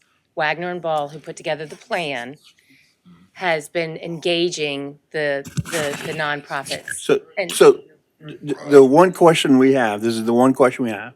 So if a subrecipient gets control of the building, they're control of the building the entire time, and they can't do anything else but have a resiliency center, it can't be used, because that building's I'm used not for other prepared to stuff. answer that at this point. All I can tell you is what was presented in the plan. That's a really which- important piece of information. Which is that these were the top priorities as identified because there were already operators that operated the facility, and there were some additional expansions to those existing facilities. That's as far as we have gotten. We haven't gotten down into the second phase for working out the operations. There are questions about maintenance of the buildings. There are questions about operations. We haven't gotten to that point yet. We just have the plan at this point. And thank you, ma'am, for that. And Miss April, we want to thank you too as well. But I want to share this with you. And it should be noted, very well noted, that and it should be an example to the rest of the folks in Terrebonne Parish. You came up with an answer, or you came up with a question our consultants couldn't even answer. So to me, if more people would be like you and get involved, maybe you can help. I'm going to speak for myself. You can help me do my job better, which that's why I was elected. to be able to serve people like you and the rest of the folks that's out there. So thank you, thank you, thank you for your question. And hopefully we can get an answer on that, Mr. Hardy. To piggyback off what he just said, some of them, some people didn't take you seriously. So therefore, I'm supporting what he just finished saying. You never know. Me too, April. Clyde. Thank you, Mr. Harding. So thank you, Miss Wallace. So Go ahead. from this, they going, okay, if they decide whether or not it can or cannot, if they say it cannot be used, I would like Dumas off of it. I would like it off. I don't want where we can't decide or we have to wait for phase 2, 3, 4, 5, 6. No, I need to know this before y'all accept it. Not wait till, oh well, we don't know. I don't want no we don't know. I wants to know before they do anything to it. So I would like to visit this again because I really wants to know. Okay. Thank you, Miss Wallace. Do appreciate it. Miss Chauvin, you had a question for her? Go ahead. So my question would be is in what part of this do we find out what the buildings can and cannot be used for? And because there has been no acceptance of the resiliency centers by any of us. Heck, I was surprised to find out we could use it in the dredging. Another 4.5, let's throw down Locayu. Here we come, you know? So, no, he's saying Grand Caillou, he said the other one, but just, my question is, when do we find out? We will get you that as soon as possible, once we have what funding is available and what resilient centers we want to move forward with, we can work on that. But I will get you this specific answer as soon as possible. Okay, because I think that'll make a big difference in a Yes, lot ma'am. of them. I mean, look, I don't know where I stand on that because I've already talked to the Ward 7 board on those parts of it, and I'm not real comfortable with that, so. I do believe, each of you did receive a printout of the presentation, and I think some of that detail is in there, specifically who the nonprofits or the associate working with them. But we're gonna have to find out we're gonna- from OCD. Yes, ma'am. As to what it can be used Yes, for. ma'am. Are we gonna get that printed out for us, like, like in hard, because I find things If we kind can of change. If we can get it in writing, we'll try to get it in writing. Thank you, I appreciate it, thanks. Thank you, Ms. Candace. Mr. Harding, you had something? Yes. With that being said, you know, when we just shot that $4.5 million, would we have access to more resiliency? And then when will we find out where that $4.5 million will be going to? Yes. Okay. Sorry. Give me a light, please. Thank you. All right. So, Mr. Harding, I believe that what was passed tonight was the motion that administration submit to the council where Along with the consultant. the other projects that could benefit from the additional funding and some reasoning behind that. Our intent is to have that to you at the next round of council meetings. I don't know if it'll be on the Monday night or the Wednesday night. And we'll have the backup as to why that is important. But it really, is up to At the same time, we can council. have the answer to Yes, what sir. was generated from Miss April. Yes, sir. Now, I know we did do the 4.5, but the additional 1 million. 1.5, 1 million, One. 1 million. Is that gonna be It will be- included yes. as in It just will be included dragging in. that over? No, it'll be included in our recommendation for all of the funding to be allocated so that we can start moving forward to that October 15th deadline. Because that deadline is also to have any unallocated funding allocated. Okay, all right, thank you. Again, thank you, Miss Wallace. I have a couple speaker cards. Mr. Wilford Joseph, Homer resident, wants to address NTA North Terrebonne Alliance Community Centers. Yes, sir. Name and address for the record, please. Hi, my name is Wilfred Joseph. I live at 102 Octavia Street in Shreveport. I've been advocating for a community center in the north end of the parish for the. We have a new parish president. When I started this, we have about 4 new council members since I started this. I've been advocating. Miss Sarah came to Shreveport. I think it was 40 of us from North Terrebonne Parish Alliance was the 40 that she was speaking about to advocate for that for the funding for the community center. I gave her, we talking about plans. I think I sent her. I gave it to Carl, but I can send it again. A detailed plan, budget. If we had planned to use for our, if we would get this community center to look at. I've been at this for at least 6 years. I don't know how long. It's been a long time. Mr. Pulaski could attest to it. We need in North Terrebonne Parish, the north end of the parish, we need a community resilience center for everything that she talked about, mental health, it's all in that plan. Everything is in the plan. We have a plan on how we're going to fund the place to keep it funding. We have a detailed plan. I can send it to whoever would like to see it.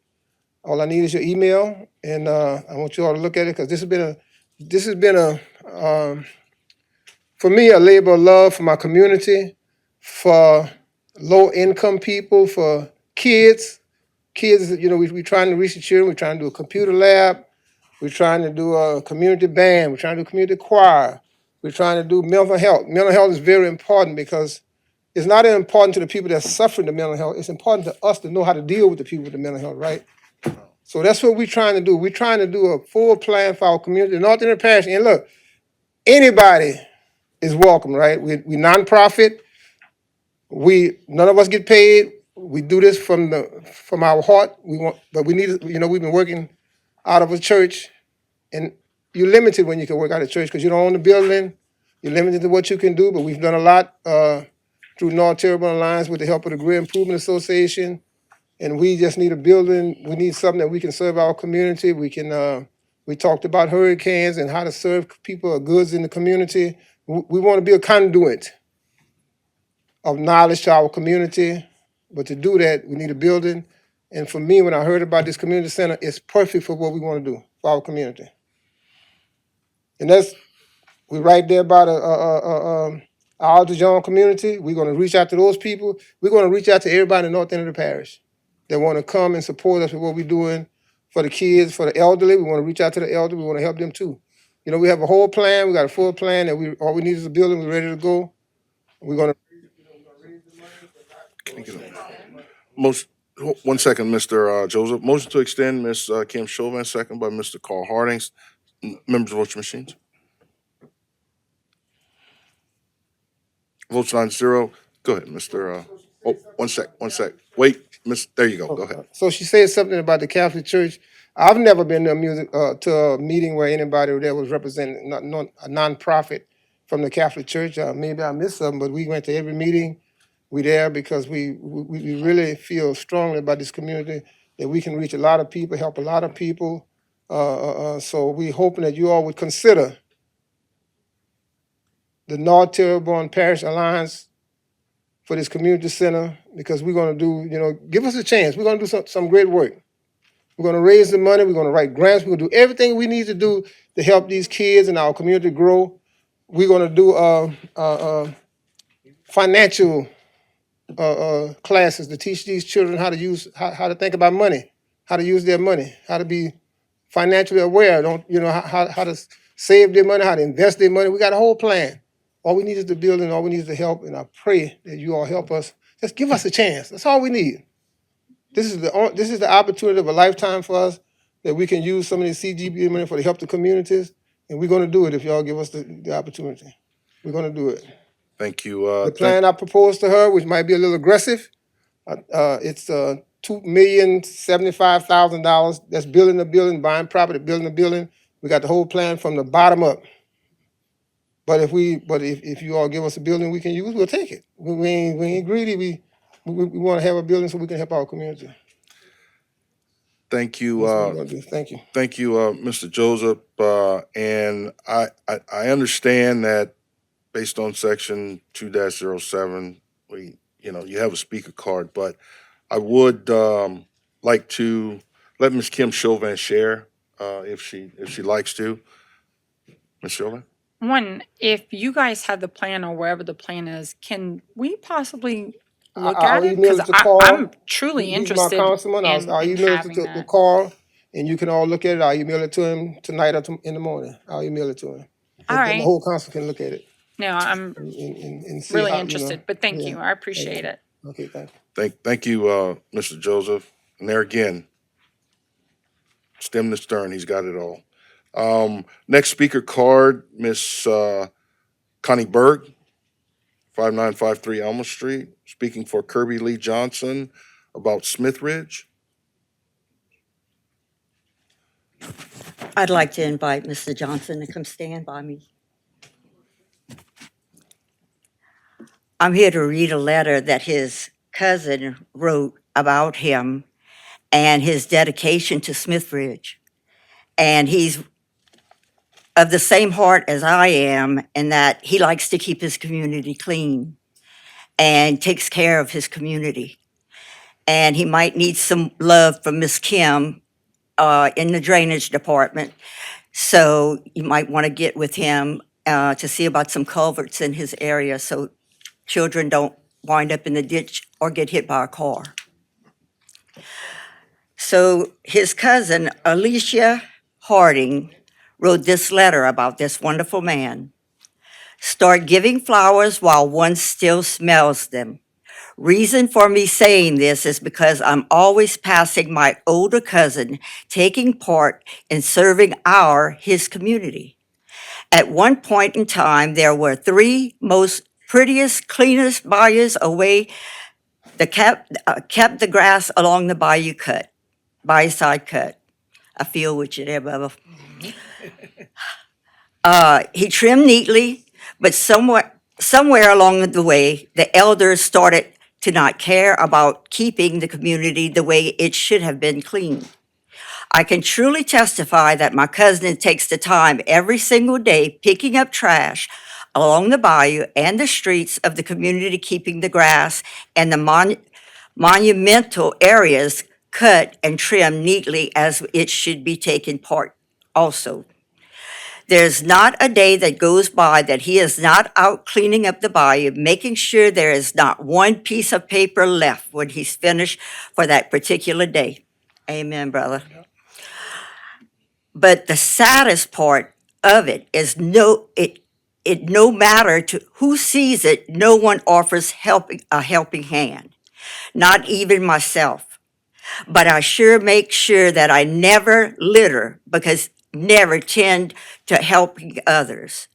I asked him one day, what keeps you motivated to continue constantly cleaning the areas where folks just toss their trash every single day? He replied, my good God, who continually strengthens me. He keeps the church as well as the cemetery grass trimmed neatly. Also, the grave where he makes sure that they're crisp and white. The good thing about it, he has no picks, no choices of the graves that he paints. It's the beauty of him doing each and every grave, very loyal and loving work of honor. I asked him, where does he get the Motion to extend by Ms. Kim Chauvin, second by Mr. Babin. Seeing the lights, members, vote your machines. Votes not 8-0.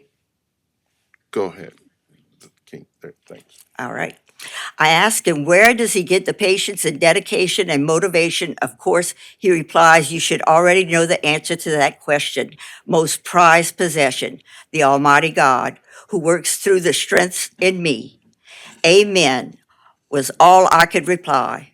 Anyway, I said that to say this, I myself would like to acknowledge my big cousin Kirby Lee Johnson, an ambitious and caring gentleman and truly a great inspiration to myself and many of this community.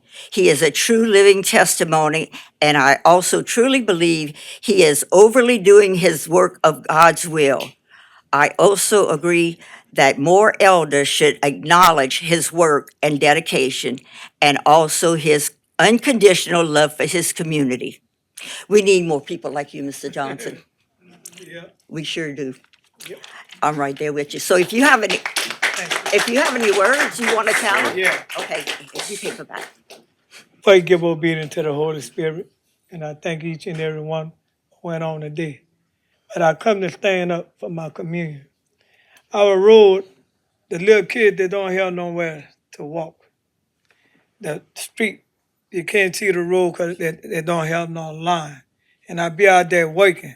Sometimes the car got to stop for them to get out the road. That we done had a lot of people got hurt. We done had things done happen. And that hurt me to see if one of my nephews or my niece or one of my cousins get hurt. Well, you know how that feel in the inside? And I'm telling y'all, we got to come together. Without God, nothing ain't gonna never work. Everything we do, we got to do it through the power of God. And God give you a job to do. Man, do it from the heart. The Bible tell you the tongue is very dangerous. When you hurt one, you hurt all. So you got to be careful how you treat people. Because what goes around, come around. God is all about love and one another. And if we can't come together, you don't need the help of me. And may God bless y'all. Thank you, Mr. Johnson. We needed that. We needed that. Committee reports. No other speaker cards. Committee reports. Budget and Finance, 8/10/2026. Mr. Clyde Hamner. Thank you, Mr. Chairman. The motion tonight, I make the motion that the council accept and ratify the minutes of the Budget and Finance Committee held Monday, August 12th, 2026. I have 5 public hearings. Introduce an ordinance to declare as surplus 21 adjudicated properties in which the parish has 100% and call a public hearing on said matter on Wednesday, January 26, 2026 at 6:30 p.m. Number 2, introduce an ordinance to declare as surplus one adjudicated property in which the parish has a percentage, and that is St. Louis Canal Road, 72% and 4%, and call a public hearing on said matter on Wednesday, August 26, 2026 at 6:30 p.m. Number 3, introduce an ordinance to declare as surplus 9 adjudicated properties in which the parish has a percentage. 1 is 502 Oak Street, 10 and 90%. 2, 291 Peachtree Street, 74 and 26%. 3, 628 Myra Street, 35%. 4, Bayou Locaya, 16.5%. 5, Bayou Grand Kaya, 2.11%, 0.53%, and 0.0035%. 6, the right descending bank of Bayou Grand Kaya, 99.93%. 7, 209 Kennedy Drive, 98.01%. 8, 1809 Kenneth Street, 25%. 9, 6238 West Park Avenue, 99%, and call a public hearing on said matter on Wednesday, August 26, 2026 at 6:30 p.m. You've got 2 more left. Take a breath. Number 4, introduce an ordinance to amend the 2026 adopted operating budget of the Terrebonne Parish Consolidated Government for the following item: coastal restoration, $10,000, and call a public hearing on said matter on Wednesday, August 26, 2026 at 6:30 p.m. Number 5, introduce an ordinance to amend the 2026 adopted operating budget of the Terrebonne Parish Consolidated Government for the following item: the Parish Prisoners Fund, $500,000, and call a public hearing on said matter on Wednesday, August 26, 2026 at 6:30 p.m. Now, Mr. Babin. Motion by Mr. Hamner, second by Mr. Babin. Seeing no lights, members vote your machines. Votes 9-0, motion passes. Item B, Community Development and Planning Committee, 8/10/2026. Mr. Charles Kevin Champagne. Thank you, Mr. Chair. I make a motion that the council accept and ratify the minutes of the Community Development and Planning Committee held on Monday, August 10th, 2026, and I have one public hearing. Number one, introduce an ordinance to revise Chapter 12, Section 6 and Section 27 of the Terrebonne Parish Code of Ordinances to remove the word landfill, add language regarding trucks entering the highway and related matters thereto, and call a public hearing on Wednesday, August 26, 2026 at 6:30 PM. Thank you. Motion by Mr. Kevin Champagne, second by Mr. Harding. Seeing the lights, members, vote your machines. Votes not 8-0. Motion passes. Item 4, streetlights, all approved streetlights, installation, removals, and/or activations. Oh, we got to vote. We got a couple of them came in. Got a motion by Ms. Kim Chauvin, second by Mr. Carl Harding. Seeing no lights, members, vote your machines. Votes 9-0, motion passes.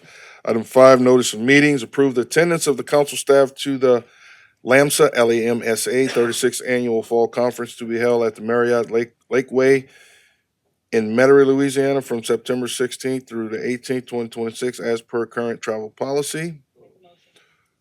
Motion by Mr. Babin, second by Ms. Chauvin. Seeing the lights, members, vote your machines.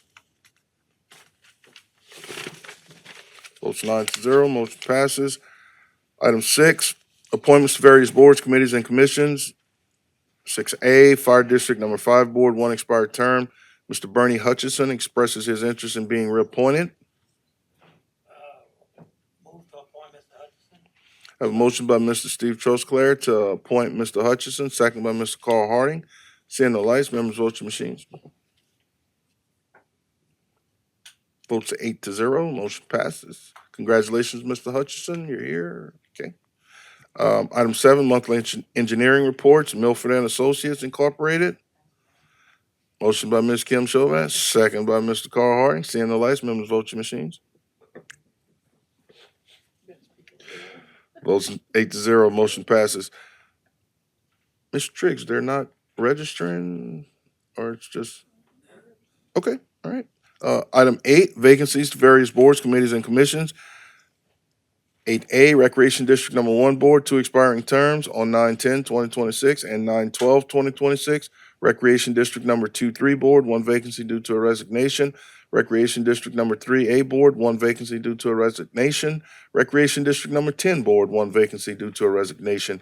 Fire District Number 5 Board, 1 vacancy due to a resignation. Board of Adjustments, 3 expiring terms on 9/1/2026 and 1 vacancy. TITA, 2 expiring terms on 9/9/2026. Home of Terrebonne Regional Planning Commission, 1 vacancy due to a resignation. Announcements. 9A, Parish President. Yes, sir. Thank you.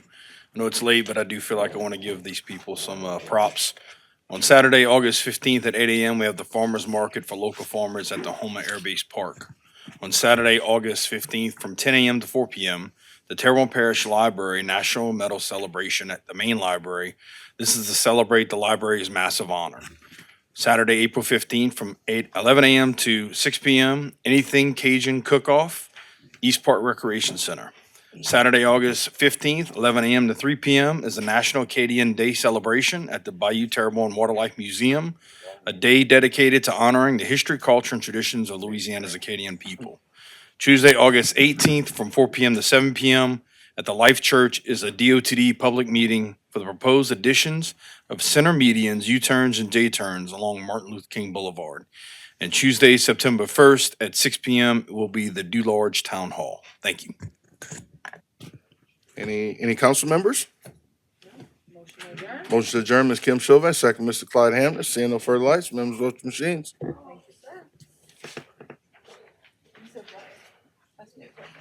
7-0. Good evening.